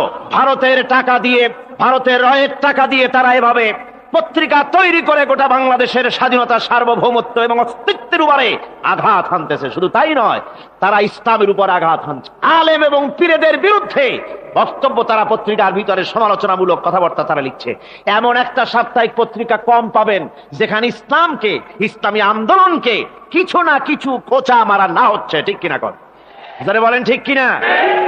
তো এইভাবে করে তারা ষড়যন্ত্র চালিয়ে আমি সেদিন ঢাকায় বলেছিলাম যে বর্তমান মহিলা সরকার চলছে বলে আমরা কথা বলছি না, কিন্তু আমাদের একটা ধৈর্য আছে। আমরা সরকারকে সময় দিচ্ছি এগুলিকে কন্ট্রোল করার জন্য। শাসনতান্ত্রিক অ্যাকশন নেওয়া উচিত গভর্নমেন্টের। শাসনতন্ত্রে কি আছে? শাসনতন্ত্রে, সংবিধানে, কনস্টিটিউশনে লেখা আছে যে নাগরিকদের কোন ধর্মীয় অনুভূতিতে আঘাত লাগতে পারে এমন কোন কথা, এমন কোন বক্তব্য কেউ লিখতেও পারবে না, বলতেও পারবে না। সেটা দণ্ডমূলক শাস্তি, এটা শাস্তি হবে তার। এ ধরনের কথা লেখা আছে। এটা লেখা থাকা সত্ত্বেও যারা ইসলামের বিরুদ্ধে কথা বলে, পত্রিকার মাধ্যমে যারা এগুলি লেখে, এগুলির বিরুদ্ধে গভর্নমেন্টের হাত দিতে, অ্যাকশন নিতে অসুবিধা কোথায়? আমরা সময় দিচ্ছি সরকারকে, তারা এই জিনিসগুলি দেখুক এবং অ্যাকশন নিক। যদি তা না হয় তাহলে জনগণের তো ইসলামের, এদেশের মুসলমান বৃহত্তর জনসংখ্যা, জনগোষ্ঠী হচ্ছে মুসলমান। ইসলামের বিরুদ্ধে, তার আল্লাহর বিরুদ্ধে, রসুলের বিরুদ্ধে, মুসলমানদের সবচাইতে প্রিয় জিনিসগুলির বিরুদ্ধে কেউ যদি কথা বলে, মুসলমানেরা তা বেশি দিন বরদাস্ত করবেন।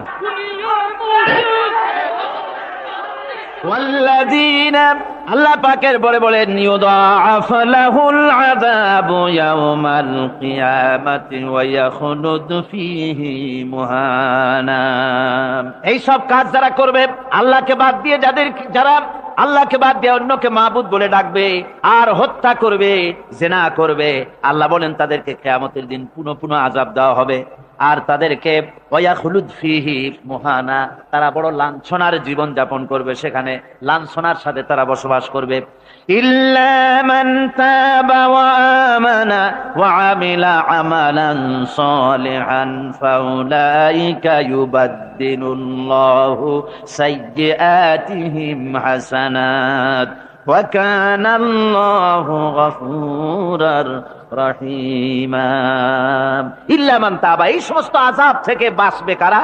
বাঁচবে সেই সব লোক যারা তওবা করেছে এবং নেক আমল করেছে। ফাউলাইকা ইউবাদদিলুল্লাহু সাইয়্যাতিহিম হাসানাত, আল্লাহ রাব্বুল আলামিন তাদের অন্যায় ত্রুটিপূর্ণ কাজগুলিকে ভালো দিয়ে বদলে দিবেন। সুবহানাল্লাহি ওয়া বিহামদিহি। ওয়া কানা আল্লাহু গফুরুর রহিমা, আর আল্লাহ পাক হচ্ছেন বড় ক্ষমাশীল এবং দয়াবান। এই সুসংবাদ তাদের জন্য যাদের জীবন নানা প্রকারের অপরাধে কলঙ্কিত করেছে যারা, এবং নিজেদেরকে সংশোধন করতে এখন ইচ্ছুক। জীবনে বহু গুনাহ করেছে, হারামি, বদমাশি, জিনা, ব্যভিচার করেছি, এখন জীবনকে সংশোধন করতে চায়। এদের জন্য আল্লাহ রাব্বুল আলামিন এই সাধারণ ক্ষমা ঘোষণা করেছেন, জেনারেল এমনেস্টি ঘোষণা করেছেন। সাধারণ ক্ষমা ঘোষণা করে দিলে যে তোমরা এখনো যদি হেদায়েত হতে চাও, চূড়ান্ত ধ্বংস থেকে যদি বাঁচতে চাও, তাহলে আমি তোমাদের জন্য তওবার পথ খুলে রেখেছি। আল্লাহ যদি এই তওবার পথ খুলে না দিতেন, তাহলে মানুষ হতাশায়, নিরাশায় শয়তান হয়ে যেত। তার মানে আরো পাপ করত। যখন আর কোনো গুনাহ যখন মাফই হবে না, তখন আর কি করা যায়? আরো বেশি পাপের মধ্যে লিপ্ত হয়ে যায়। আমার ভাইরা, আল্লাহ রাব্বুল আলামিন মানুষের জন্য তওবা করার জন্য, গুনাহ মাফের জন্য দরজা খুলে রেখেছে। ইবনে জারীর তাবারীর একটি বর্ণনা এসেছে, হযরত আবু হুরায়রা রাদিয়াল্লাহু তাআলা আনহু তিনি বলছেন যে আমি ইশার নামাজ পড়ে মসজিদে নববী থেকে এশার নামাজ পড়ে ঘরে আসতেছিলাম। ঘরে আসার সময় দেখি আমার দরজার কাছে একজন মহিলা দাঁড়ান। সে আমাকে সালাম বলল, আমি তাকে তার সালামের জবাব দিয়ে ঘরের মধ্যে প্রবেশ করলাম। কিছুক্ষণ পরে মহিলা দরজায় নক করলেন। আমি দরজা খুলে জিজ্ঞেস করলাম, কি চাও? তিনি বললেন যে আমি শয়তানের ওয়াসওয়াসায় পড়ে জিনা করেছি, এবং এই জিনা করার পর আমি গর্ভবতী হয়েছি। এরপরে একটা সন্তান হয়েছে, আমি সেই সন্তানকেও মেরে ফেলে দিয়েছি। এখন আমার বাঁচার পথ, আমার এখন এই গুনাহ মাফ হওয়ার পথ। হযরত আবু হুরায়রা রাদিয়াল্লাহু তাআলা আনহু বলছেন যে অসম্ভব, তোমার এই গুনাহ মাফ হবে। মহিলা তখন যাওয়ার সময় কাঁদতে কাঁদতে কপালে আঘাত করতে করতে যাচ্ছিল যে আহারে, শরীরের এই রূপ, এই যৌবন, এই সৌন্দর্য কি তৈরি হয়েছিল জাহান্নামের আগুনে জ্বলার জন্য?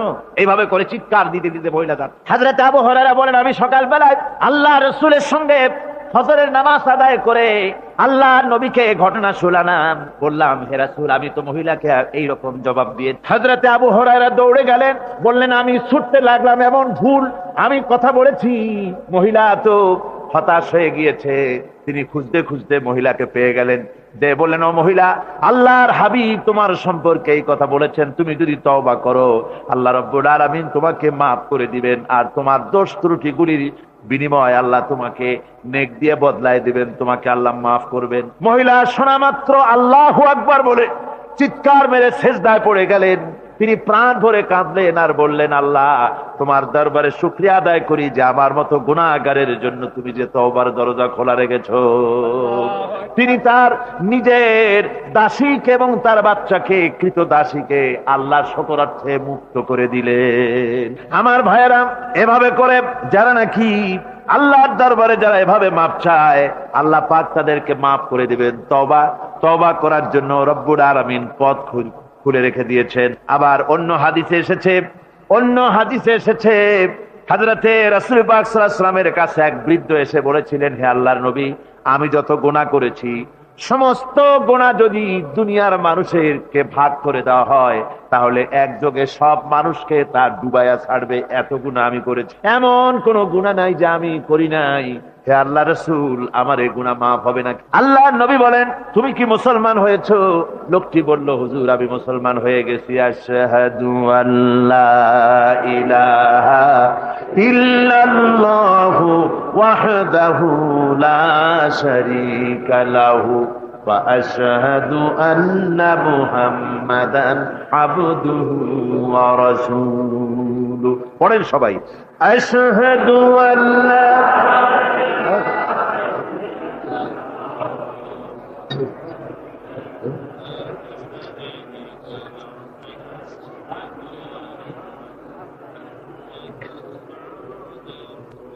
ওই লোকটি যখন কলেমা পড়লেন, বললেন, আমি মুসলমান হয়েছি।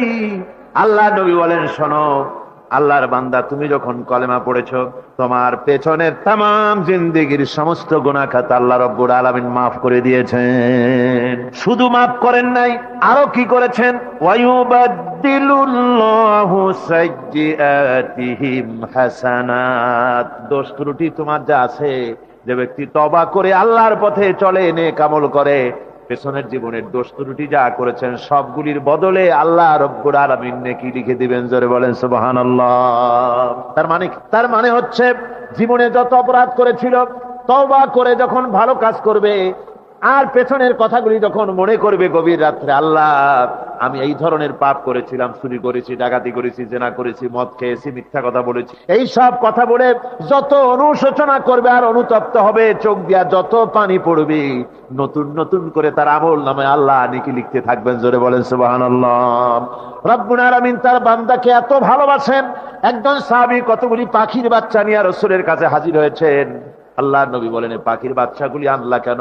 সাহাবী বলেন, হুজুর এই পাখির বাসাটা ভেঙে গিয়েছিল, বাচ্চাগুলি যখন ধরলাম ওর মা আমার মাথার উপরে ঠোকরাতে লাগলো, সে নিজের জীবনের মায়াকে উপেক্ষা করে বাচ্চাগুলিকে হেফাজত করার জন্য আমার উপরে ঝাঁপিয়ে পড়লো। আমি নিয়ে এসেছি এখানে, এই দেখুন ঘরের মধ্যে ঢুকেছে, এখানে ওই পাখিটা এসেছে। আমি রাসূলকে দেখাতে এলাম প্রাণী জগতে মায়ের সন্তানের প্রতি কত মায়া, সেটা দেখাতে এলাম।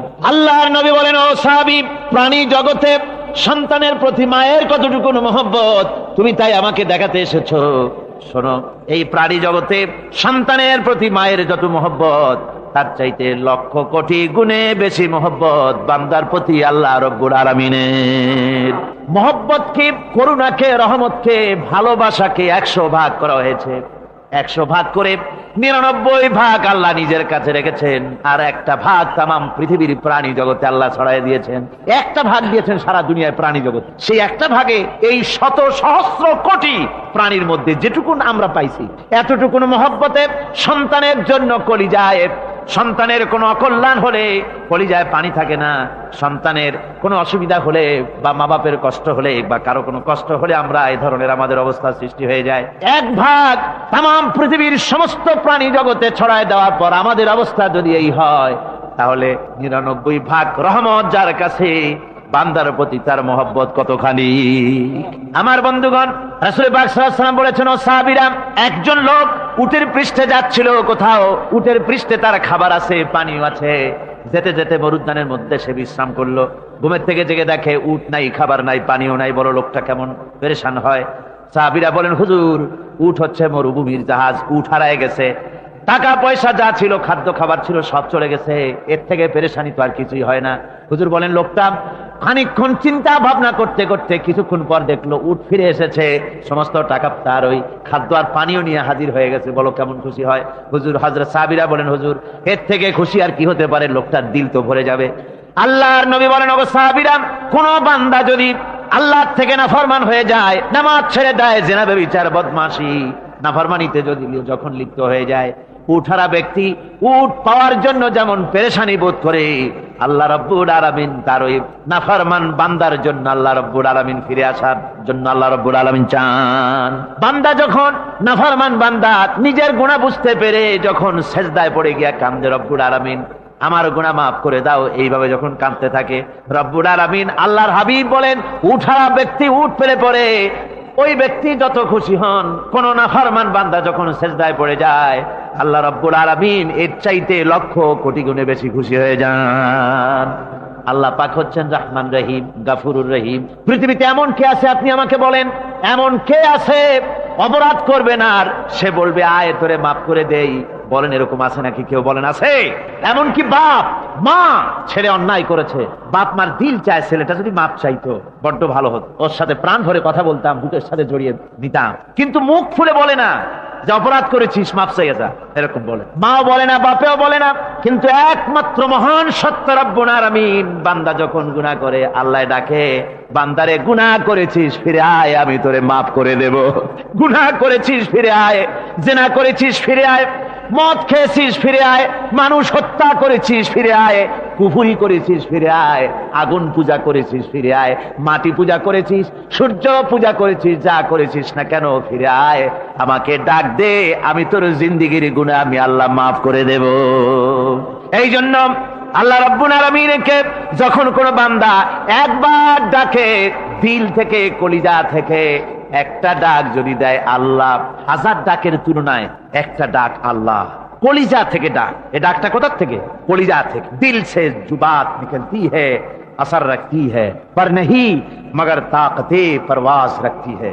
অন্তর থেকে যে কথা বেরোয় তা প্রভাব বিস্তার করে।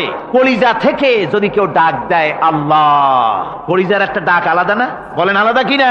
কলিজা থেকে ডাক বলেন না সবাই আল্লাহ। কলিজা থেকে একটা ডাক যদি কেউ ভাবে আল্লাহকে ডাক দেয় আল্লাহ, আল্লাহ রাব্বুল আলামিন বান্দা যখন একবার ডাক দেয় আল্লাহ তখন 70 বার লাব্বাইক বলেন, 70 বার সাড়া দিয়া বলে বান্দা কি চাও, আমি তোর কাছে হাজির। কি চাস বল আমাকে, আমি মাফ করে দেব। সুতরাং আল্লাহ রাব্বুল আলামিন বলছেন আমার কাছে ক্ষমা চাও, মাফ চাও, আমার কাছে মাফ চাও, যত মাফ চাইবে আমি মাফ করে দেব। পৃথিবীতে এমন কেউ নাই যার কাছে বেশি চাইলে তিনি খুশি হবেন। আল্লাহ রাব্বুল আলামিন এমন এক সত্তা যার কাছে যত বেশি চাওয়া যাবে তিনি তত বেশি খুশি হবেন। হর হামেশা দেনে কো वो तैयार है जो न मांगे उससे वो बेजार है। যত বেশি চাওয়া যায় আল্লাহর কাছে আল্লাহ তত খুশি হন, আর যে ব্যক্তি চায় না আল্লাহর কাছে আল্লাহ তার উপরে বেজার হয়ে যান। ওয়ামান তাবা ওয়া আমিলা সালিহান فإنه يتوب إلى الله متابا। আর যারা তওবা করে নেক আমল করে তার আল্লাহর দিকে ফিরে আসে, যেমনটি তার আশা উচিত তেমন ভাবে সে আল্লাহর কাছে ফিরে আসে, তার মানে হলো তওবা মাফ, তওবা কবুল করার জন্য, গুনাহ মাফ করার জন্য পৃথিবীতে কেউ নাই। আছে কেউ? গুনাহ কি কেউ মাফ করতে পারে? দুনিয়ায় কেউ পারে? আকাশে কেউ পারে? আল্লাহ ছাড়া কেউ গুনাহ মাফ করতে পারে? যদি মানুষ তওবা করে রব্বুল আলামিন বলেন সে এমন ভাবে তওবা করে আল্লাহর কাছে ফিরে এসেছে যেখানেই তার আসা উচিত, এই জায়গা ছাড়া আর তার কোনো যাওয়ার জায়গা নাই। সুতরাং সে জায়গা মতো এসেছে, অনুতপ্ত এবং অনুশোচনা করেছে। আল্লাহ পাক এ ধরনের অনুতপ্তকারী, অনুশোচনাকারীকে রব্বুল আলামিন ক্ষমা করে দিয়ে থাকেন। ওয়াল্লাযীনা লা ইয়াশহাদুনা আয-যুর ওয়া ইযা মাররু বিল-লাগবি মাররু কিরামা। আর যারা মিথ্যার সাক্ষ্য হয় না, রহমানের বান্দা তারা যারা মিথ্যার সাক্ষ্য হয় না, এটা হচ্ছে ষষ্ঠ বৈশিষ্ট্য। আর তারা কোনো অনর্থক, কোনো নিরর্থক কোনো কাজ যদি দেখে, ঘটনা দেখে, সেখান থেকে তারা শরীফ মানুষের মতো, একেবারে নিতান্ত ভদ্র মানুষের মতো সেখান থেকে কেটে পড়ে। গান বাজনা হচ্ছে, নাটক হচ্ছে, অশ্লীলতা হচ্ছে, গালাগালি হচ্ছে, অনর্থক কোনো কাজ হচ্ছে, নিরর্থক কোনো অনুষ্ঠান কিছু একটা হচ্ছে, ওখান থেকে একটা ভদ্রলোকের মতো, যেমন কোন দুর্গন্ধময় জায়গা থেকে মানুষ যখন যায় নাকে রুমাল দিয়ে আস্তে করে সেখান থেকে পাশ কেটে চলে যায়, ঠিক কিনা? ঠিক ওইভাবে করে আল্লাহ পাক বলছেন আমার মুমিন বান্দারা এই ধরনের কোন অনর্থক, নিরর্থক যে কাজের মধ্যে কোনো পরকাল নাই, আল্লাহ নাই, দুনিয়ার মানুষের স্বার্থ নাই, দেশের স্বার্থ নাই, রাষ্ট্রের স্বার্থ নাই, জনগণের স্বার্থ নাই, এই ধরনের সমস্ত গাল গপ্প, নাটক, উপহাস, এই ধরনের মজা, এই ধরনের অনুষ্ঠান যখন দেখে আমার মুমিন বান্দারা সেখানে দাঁড়ায় না। ময়লার কাছ থেকে নাকে রুমাল দিয়ে মানুষ যেমন চলে যায়, এই লোকটিও তখন অত্যন্ত ভদ্রের মতো আস্তে করে পাশ কেটে বেরিয়ে যায়। ওয়াল্লাযীনা ইযা যুক্কিরু বিআয়াতি রাব্বিহিম লাম ইয়াখিরু আলাইহা সাম্মান ওয়া উমিয়ানা। আর আমার বান্দাদের 7 নম্বরের, রহমানের বান্দা, খাঁটি বান্দা যারা, তাদের 7 নম্বরের বৈশিষ্ট্য হচ্ছে এই যে ওই সমস্ত বান্দারা তাদের কাছে যখন আমার আয়াতকে শোনানো হয়, আমার কোরআন তেলাওয়াত করে আমার আয়াত পড়ে যখন নসিহত শোনানো হয়, তখন তারা বোবার মতো, বধিরের মতো বসে থাকে না। কথা বুঝতে পেরেছেন? রহমানের খাঁটি বান্দা যারা, তাদের কাছে কোরআনের কথা ওয়াজ করে যখন শোনানো হয়, আল্লাহর কালাম যখন শোনানো হয়, আয়াত পড়ে পড়ে যখন নসিহত শোনানো হয়, লাম ইয়াখিরু আলাইহা সুম্মান ওয়া উমিয়ানা, তখন ওই ব্যক্তি অন্ধ এবং বধিরের মতো চুপ করে বসে থাকে না, বরং আমল করা শুরু করে দেয়। জোরে বলেন সুবহানাল্লাহ। যখন সে জানলো যে এগুলি হলো আল্লাহর বিরোধী কাজ, এগুলি আল্লাহর কাজ, আল্লাহ রসুলের কাজ, তখন তা পালন করা শুরু করে দেয়। এই 5 দিন ধরে কোরআনের যে কথাগুলি হলো, এই কথাগুলি শোনার পর আপনারা কি বসে থাকবেন? বসে থাকবেন? যারা বসে থাকবে এইগুলি শোনার পরে আল্লাহ তাদেরকে বলেছেন এরা হলো অন্ধ, এরা হলো বধির, এরা হলো বোবা। আমরা আল্লাহর এই যে কথা, আমরা কি অন্ধ আর বধির আর বোবা হবো নাকি? আমরা হব না? আমরা অন্ধ নয়, বধির নয়, বোবা নই, বরং আল্লাহ যা বলেছেন, যা শুনলাম সামি'না ওয়া আতানা, এই 5 দিন ধরে যা শুনলাম আল্লাহর কথা। কার কথা শুনলাম? আর সমস্ত কথা আমরা আমল করব। জোরে কোন আমিন। আল্লাহ যেন কবুল করেন। জোরে কোন আমিন। আমল করা কি? বসে না থাকা কি? বসে না থাকা হচ্ছে যা শুনলাম আল্লাহর যা ফরজ, যা হুকুম, তা মানবো। আল্লাহ যা নিষেধ করেছেন তার থেকে ফিরে থাকবো, এটাই হলো কাজ। এরপরে রব্বুল আলামিন বলেন, والذين يقولون ربنا هب لنا من أزواجنا وذرياتنا قرة أعين واجعلنا للمتقين إماما। রহমানের বান্দা 8ম নম্বর এবং শেষ নাম্বার হচ্ছে এটা বৈশিষ্ট্য এই যে তারা রহমানের যারা খাঁটি বান্দা, আল্লাহর যারা খাঁটি বান্দা, তারা রব্বুল আলামিনের কাছে মুনাজাত করে, আমার রব, আয় আমার আল্লাহ, হাবলানা মিন আজওয়াজিনা ওয়া যুররিয়াতিনা, আমাদের এবং আমাদের স্ত্রীদের আর আমাদের সন্তানদেরকে তুমি দয়া করে আমাদের চক্ষুর শীতলতা বানায় দাও। জোরে বলেন আমিন। ওয়াজআলনা লিল মুত্তাকিনা ইমামা, আর আমার এই সন্তানদেরকে তুমি মুত্তাকিদের ইমাম বানায় দাও। শুধু মুত্তাকি বানায়ও না, মুত্তাকিদের নেতা বানায় দাও। জোরে কোন সুবহানাল্লাহ। এই সূরাটা এইটা তখনকার কথা যখন এই মুমিনদের মক্কি সূরা, তো এটা যখন মক্কা শরীফে দেখা গেল যে মুসলমানেরা, যিনি ইসলাম কবুল করেছেন তার বাপ কাফের, যিনি ইসলাম কবুল করেছেন কারো বাপ কাফের, কারো মা কাফের, কারো সন্তান কাফের, কারো মেয়ে কাফের, কারো জামাই কাফের, সব প্রিয়জনেরা কুফরি হালতে আছে। আর এগুলি দেখে তাদের চক্ষুর মধ্যে কাটা বিঁধতেছিল, চক্ষু জর্জরিত হয়ে যাচ্ছিল। নিজের সন্তানের চেহারা যত ভালো হোক, সন্তান যতই শিক্ষা দীক্ষা থেকে যতই উন্নত আর ভালো হোক না কেন, সে যদি জাহান্নামের দিকে অগ্রসর হতে থাকে, কোন নেককার ইমানদার পিতার মনে তার সান্ত্বনার কারণ হতে পারে না। সে তখন আল্লাহর দরবারে, আল্লাহ পাক বলেন, ওই মোমেন বান্দারা আমার কাছে দোয়া করে যে রব্বুল আলামিন আমার সন্তানদেরকে, আমার স্ত্রীদেরকে আমার চোখের শীতলতা বানাও, তাদের আমল আখলাক কেমন বানাও, যাতে আমাদের চক্ষু ঠান্ডা হয়ে যায়। জোরে বলেন আমিন। জোরে বলেন আমিন। সন্তানদের জন্য আল্লাহর কাছে দোয়া করতে হবে। আপনারা দেখেন, চোখের সামনে দেখতে পাচ্ছেন সন্তান সিনেমায় যাচ্ছে, সন্তান নামাজ পড়ে না, সন্তান রোজা রাখে না, সন্তান মানুষের তৈরি করা মতাদর্শের পেছনে স্লোগান দিচ্ছে, দৌড়াচ্ছে, আর আপনি পিতা হয়ে তাকে ঠেকাচ্ছেন না। ওই ছেলে তো জাহান্নামে যাচ্ছে, আপনার দরদ হওয়া উচিত, ওই ছেলেকে ফিরানো দরকার আর আল্লাহর কাছে দোয়া করা দরকার। আমার বন্ধুগণ, দোয়া আল্লাহ নিজেই শিখাই দিচ্ছেন, দোয়া করো। পড়েন আমার সাথে, রব্বানা হাব লানা মিন আজওয়াজিনা ওয়া যুররিয়াতিনা কুররাতা আয়ুনি ওয়াজআলনা লিল মুত্তাকিনা ইমামা। أولئك يجزون الغرفة بما صبروا ويلقون فيها تحية وسلاما। আল্লাহ পাক বলেন, এই সব লোকদের জন্য তারা যে সবর করেছিল, সেই সবরের কারণে আমি তাদের উত্তম জাযা দান করব। আর তাদের জন্য ফেরেশতারা চতুর্দিক থেকে ফেরেশতারা তাদের জন্য সম্বোধন করবে, তাদেরকে সম্বর্ধনা দিবে। ফেরেশতারা তাদের সম্বর্ধনা দিবে, ওয়াল মালাইকাতু ইয়াদখুলুনা আলাইহিম মিন কুল্লি বাবিন সালামুন আলাইকুম বিমা সাবারতুম ফানি'মা উকবাদ-দার। চতুর্দিক থেকে ফেরেশতারা আসতে থাকবে আর তারা সালাম দিতে থাকবে, তাদেরকে সম্বর্ধনা দেবে বেহেশতীদেরকে, আর বলবে তোমাদের জন্য এই পরকালের এই ঘরটা, এই জায়গাটা কতই না উত্তম করে আল্লাহ তৈরি করে রেখেছেন। বলেন সুবহানাল্লাহ। সালামুন আলাইকুম।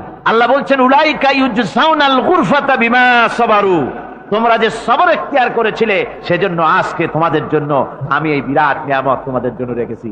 দিনকে চালু করতে গেলে, ইসলামী আন্দোলন করতে গেলে বিপদ আসে, আর সেই বিপদে সবর এখতিয়ার করতে হয়। কত ভয় আসে, লোভ আসে, কত কিছু আসে। এগুলিকে উপেক্ষা করে যারা ইসলামী আন্দোলনের জন্য নফসের খাহেশকে, আরামকে হারাম করে দিয়ে আন্দোলনে যারা ঝাঁপিয়ে পড়তে পারে, তাদের জন্য আল্লাহ পাক এই সমস্ত নিয়ামত রেখে দিয়েছেন। কুল মা ইয়াবাউ বিকুম রাব্বি লাউলা দুআউকুম ফাকাদ কাযাবতুম ফাসাউফা ইয়াকুনু লিজামা। ও নবী, আপনি এদেরকে বলেন, আপনি এই লোকগুলিকে বলেন যে তোমাদের ব্যাপারে আল্লাহর কি প্রয়োজন পড়েছে যদি তোমরা আল্লাহকে নাই ডাকো, আল্লাহর কাছে যদি দোয়া না করো, যদি হাত না পাতো, আল্লাহ কি যদি না ডাকো, তাহলে তোমাদের যদি আল্লাহর দরকার ফাকাদ কাযাবতু, তোমরা তো অস্বীকার করে চলছো। ফাসাউফা ইয়াকুনু লিজামা, খুব তাড়াতাড়ি করে তোমরা বুঝতে পারবে, এমন অবস্থা, এমন আযাব আসবে যে তখন তোমাদের প্রাণ বাঁচানোই দায় হয়ে পড়বে। আমার বন্ধুগণ, একটা মানুষের সাথে মানুষের সৃষ্টি আর পাথরও সৃষ্টি, পাথরও একটা মাখলুক, মানুষও মাখলুক। পাথরের সাথে মানুষের পার্থক্য কোথায়? পাথর আল্লাহর দরবারে হাত তুলতে পারে না, আল্লাহকে ডাকতে পারে না, মোনাজাত করতে পারে না। মানুষ ডাকতে পারে, হাত তুলতে পারে, তার হাত দেওয়া আছে। মানুষ হয়ে যদি আল্লাহর দরবারে হাত তুলতে না পারলেন, চোখের পানি যদি না ফেলতে পারলেন, আল্লাহ পাক বলছেন, ও নবী বলে দেন, আপনি বলুন তোমাদের দিয়ে কি প্রয়োজন আল্লাহর?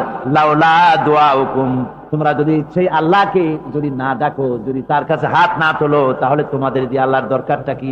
তোমাদেরকে রব্বুল আলামিন তৃণখণ্ডের মতো উড়িয়ে দিবেন, কোন মর্যাদা থাকবে না আল্লাহর কাছে। সুতরাং মর্যাদা পেতে হলে আল্লাহকে ডাকতে হবে, আল্লাহর কাছে চাইতে হবে। এভাবে করে আল্লাহ পাক তার বান্দাদেরকে নির্দেশ করছেন। আমার বন্ধুগণ, এই মোট 8টি বৈশিষ্ট্য ইসলামের আপনার মোমেন বান্দাদের জন্য, রহমানের খাঁটি বান্দাদের জন্য এই 8টি বৈশিষ্ট্য আল্লাহ পাক দান করেছেন। এই 8টি বৈশিষ্ট্য যেন আল্লাহ পাক আমাদের মধ্যে দান করে দেন। জোরে বলেন আমিন, আরো জোরে বলেন আমিন। 8টি বৈশিষ্ট্যের জন্য আল্লাহ পাক বেহেশতও রেখেছেন। 8টি বেহেশত কয়টি? এই 8টি বেহেশতের দরওয়াজা আল্লাহ যেন আমাদের জন্য কিয়ামতে খুলে দেন। জোরে কোন আমিন। আমার ভাইরা, আল্লাহ রাব্বুল আলামিন এই কোরআন যে নাজিল করেছিলেন, এই কোরআন দিয়ে এই ধরনের নৈতিক গুণে গুণান্বিত একটা জনসমষ্টি তৈরি করেছিলেন আল্লাহর হাবিব জনাবে মুহাম্মদ রাসূলুল্লাহ সাল্লাল্লাহু আলাইহি ওয়াসাল্লাম। আর সেই জনসমষ্টি দিয়ে রাসূল পাক সাল্লাল্লাহু আলাইহি ওয়াসাল্লাম একটি ইসলামী কল্যাণমূলক রাষ্ট্র তৈরি করেছিলেন। রাসূলুল্লাহ কি করেছিলেন? একটা রাষ্ট্র। এই যা বললাম, এই 5 দিন ধরে যা বললাম, এই সব গুণাবলী দিয়ে, এই সব বৈশিষ্ট্য দিয়ে রাসূলুল্লাহ একটা জনগোষ্ঠী তৈরি করেছিলেন। সেই জনগোষ্ঠী নিয়ে মক্কি জিন্দেগি থেকে রাসূলুল্লাহ মদিনায় আসতেন। আর মদিনায় এসে রাসূলুল্লাহ এখন রাষ্ট্রপ্রধান হয়ে গেলেন। কি হয়ে গেলেন? রাষ্ট্রপ্রধান, প্রেসিডেন্ট হয়ে গেলেন। রাসূলুল্লাহ আজকে প্রেসিডেন্ট, রাষ্ট্র হলো। আর কোরআন দিলেন সংবিধান হিসাবে, শাসনতন্ত্র হিসাবে। আল্লাহর নবী বললেন, আজকে আমি দেশবাসীকে এমন একটা কনস্টিটিউশন, এমন একটি সংবিধান দেশবাসীকে আমি দিলাম, যেই সংবিধানের বদৌলতে সমাজে আর চুরি থাকবে না, ডাকাতি থাকবে না, জিনা থাকবে না, ব্যভিচার থাকবে না। এর বদৌলতে মানুষ এখন দরজা খুলে ঘুমাতে পারবে, আর কোনো অশান্তি থাকবে না, চুরি হবে না, ডাকাতি হবে না, নারী ধর্ষণ হবে না, হত্যা হবে না, আরামের জমিন হয়ে যাবে, আর মানুষ শান্তিতে বসবাস করতে পারবে। হুজুর বললেন, খায়রুল কুরুনি কারনি, সর্বশ্রেষ্ঠ যুগ হচ্ছে আমার যুগ। আমার বন্ধুগণ, কোরআনের সমাজই ছিল পৃথিবীর সর্বশ্রেষ্ঠ সমাজ। সেই সমাজ ব্যবস্থাকে আমরা ভুলে গিয়েছি। আজকে সমাজতন্ত্র ব্যর্থ হলো কেন? কমিউনিজম ব্যর্থ হলো কেন? ব্যর্থ হওয়ার একমাত্র কারণ হলো তারা মানুষকে খেতে দিতে পারে নাই, পড়তে দিতে পারে নাই। পুঁজিবাদও ব্যর্থ, সমাজতন্ত্র ব্যর্থ। আসলে ওরা বলেছে আমরা সবাইকে সমান করে দেব, খাইতে দেব, পড়তে দেব, কাপড় দেব, চোপড় দেব, ওষুধ দেব, তোমাদের মৌলিক অধিকার, মৌলিক প্রয়োজন মিটাবো, এগুলি সব তারা বলেছে। কিন্তু মৌলিক প্রয়োজন মিটাতে পারে নাই। 70 বছর যেতে পারল না, বিদায় হয়ে গিয়েছে। মৌলিক প্রয়োজন মিটাতে পারে শুধুমাত্র কোরআন। কে মিটাতে পারে? জোরে বলেন, কে পারে? কোরআন পারে মানুষের মৌলিক প্রয়োজন মিটাতে। তাই কোরআনে কারীমকে আল্লাহ রাব্বুল আলামিন অবতীর্ণ করলেন। আর কোরআন দিয়ে রাসূল পাক সাল্লাল্লাহু আলাইহি ওয়াসাল্লাম একটা সমাজ তৈরি করলেন, এমন সমাজ যেখানে রাষ্ট্রপ্রধানের পেট ফুলে উঠলো না খাইয়া, রাষ্ট্রপ্রধানের বিরাট বিল্ডিং উঠলো না, বিদেশে টাকা জমা হলো না। আজকে আমরা দেখি পৃথিবীতে কত জায়গায় রাষ্ট্রপ্রধান নিজের ছেলেবেলে নাই, হাওলাত করা ছেলে একটা, তাও যদি এত টাকা পয়সা বিদেশে জমা করে, তাহলে মানুষেরা মন্তব্য করে যদি নিজের ছেলে থাকতো তাহলে তো গোটা বাংলাদেশ বিদেশি ব্যাংকে জমা দিয়ে দিত। ইসলাম পৃথিবীতে এসেছে মানুষকে এমন এক শান্তির বিধান দিতে। রাষ্ট্রপ্রধান মুহাম্মদ রাসূলুল্লাহ সাল্লাল্লাহু আলাইহি ওয়াসাল্লাম মানুষ খাবার পেয়েছে, দরজা খুলে ঘুমাবার সুযোগ পেয়েছে। আজ হযরত আবু হুরায়রা রাদিয়াল্লাহু তাআলা আনহু বলেন, আমি রাসূলুল্লাহর কাছে গেলাম, হুজুরকে গিয়ে সালাম করলাম। আল্লাহর নবী সালামের জবাব দিলেন, কিন্তু দেখতে পেলাম মুখ নড়ে, আওয়াজ বের হলো না। কারণ কি? কাছে গিয়ে দেখি নবীজি ক্ষুধার যন্ত্রণায় কথা বলতেছেন, আওয়াজ বেরোতেছে না। এত ক্ষুধা লেগেছে আল্লাহর নবীর। 2-4 দিন চলে গেছে, খাবার নাই। রাসূলুল্লাহ সমস্ত গনিমতের মাল যাকাত সৎকার মালগুলি, খাদ্য দ্রব্যগুলি দুহাতে বিতরণ করেছেন, নিজের পেটে খাবার নাই, মানুষকে দিতেছেন। দিতে দিতে এশার নামাজ পড়ে নবীজি ঘরের মধ্যে প্রবেশ করে হযরতে আয়েশা সিদ্দিকা রাদিয়াল্লাহু তাআলা আনহাকে ডেকে বলেন, আয়েশা রে, সারাদিন কষ্ট করেছি, দারুণ ক্ষুধা লেগেছে, তাড়াতাড়ি করে কিছু খাবার আমারে এনে দাও। হযরতে আয়েশা হুজুরের ক্ষুধার্ত শ্রান্ত ক্লান্ত চেহারার দিকে তাকাইয়া হযরত আয়েশা কেঁদে ফেলেছেন। হযরত মা আয়েশা কাঁদেন আর বলেন, ইয়া রাসূলুল্লাহ, হে আল্লাহর নামের কসম করে বলি, আমি আয়েশার ঘরে কোনো পানি ছাড়া কোনো খাবার নাই। এই ছিল রাসূলের আদর্শ। হাদিস শরীফে এসেছে, আল্লাহর নবী বলেন, তোমরা যদি রাষ্ট্রীয় ক্ষমতায় যাও, বাড়ি না থাকলে সরকারি খরচ একটা বাড়ি নিতে পারো। তোমার যদি যানবাহন না থাকে, সরকারি খরচের যানবাহন নিতে পারো। ছেলে মেয়ের কাপড় চোপড়, লেখাপড়া, শিক্ষা চিকিৎসার জন্য যদি না থাকে, তাহলে তুমি সরকার থেকে নিতে পারো। কিন্তু এর থেকে এক চুল পরিমাণ যদি পাও বাড়াও, সরকারের মাল জনগণের মাল,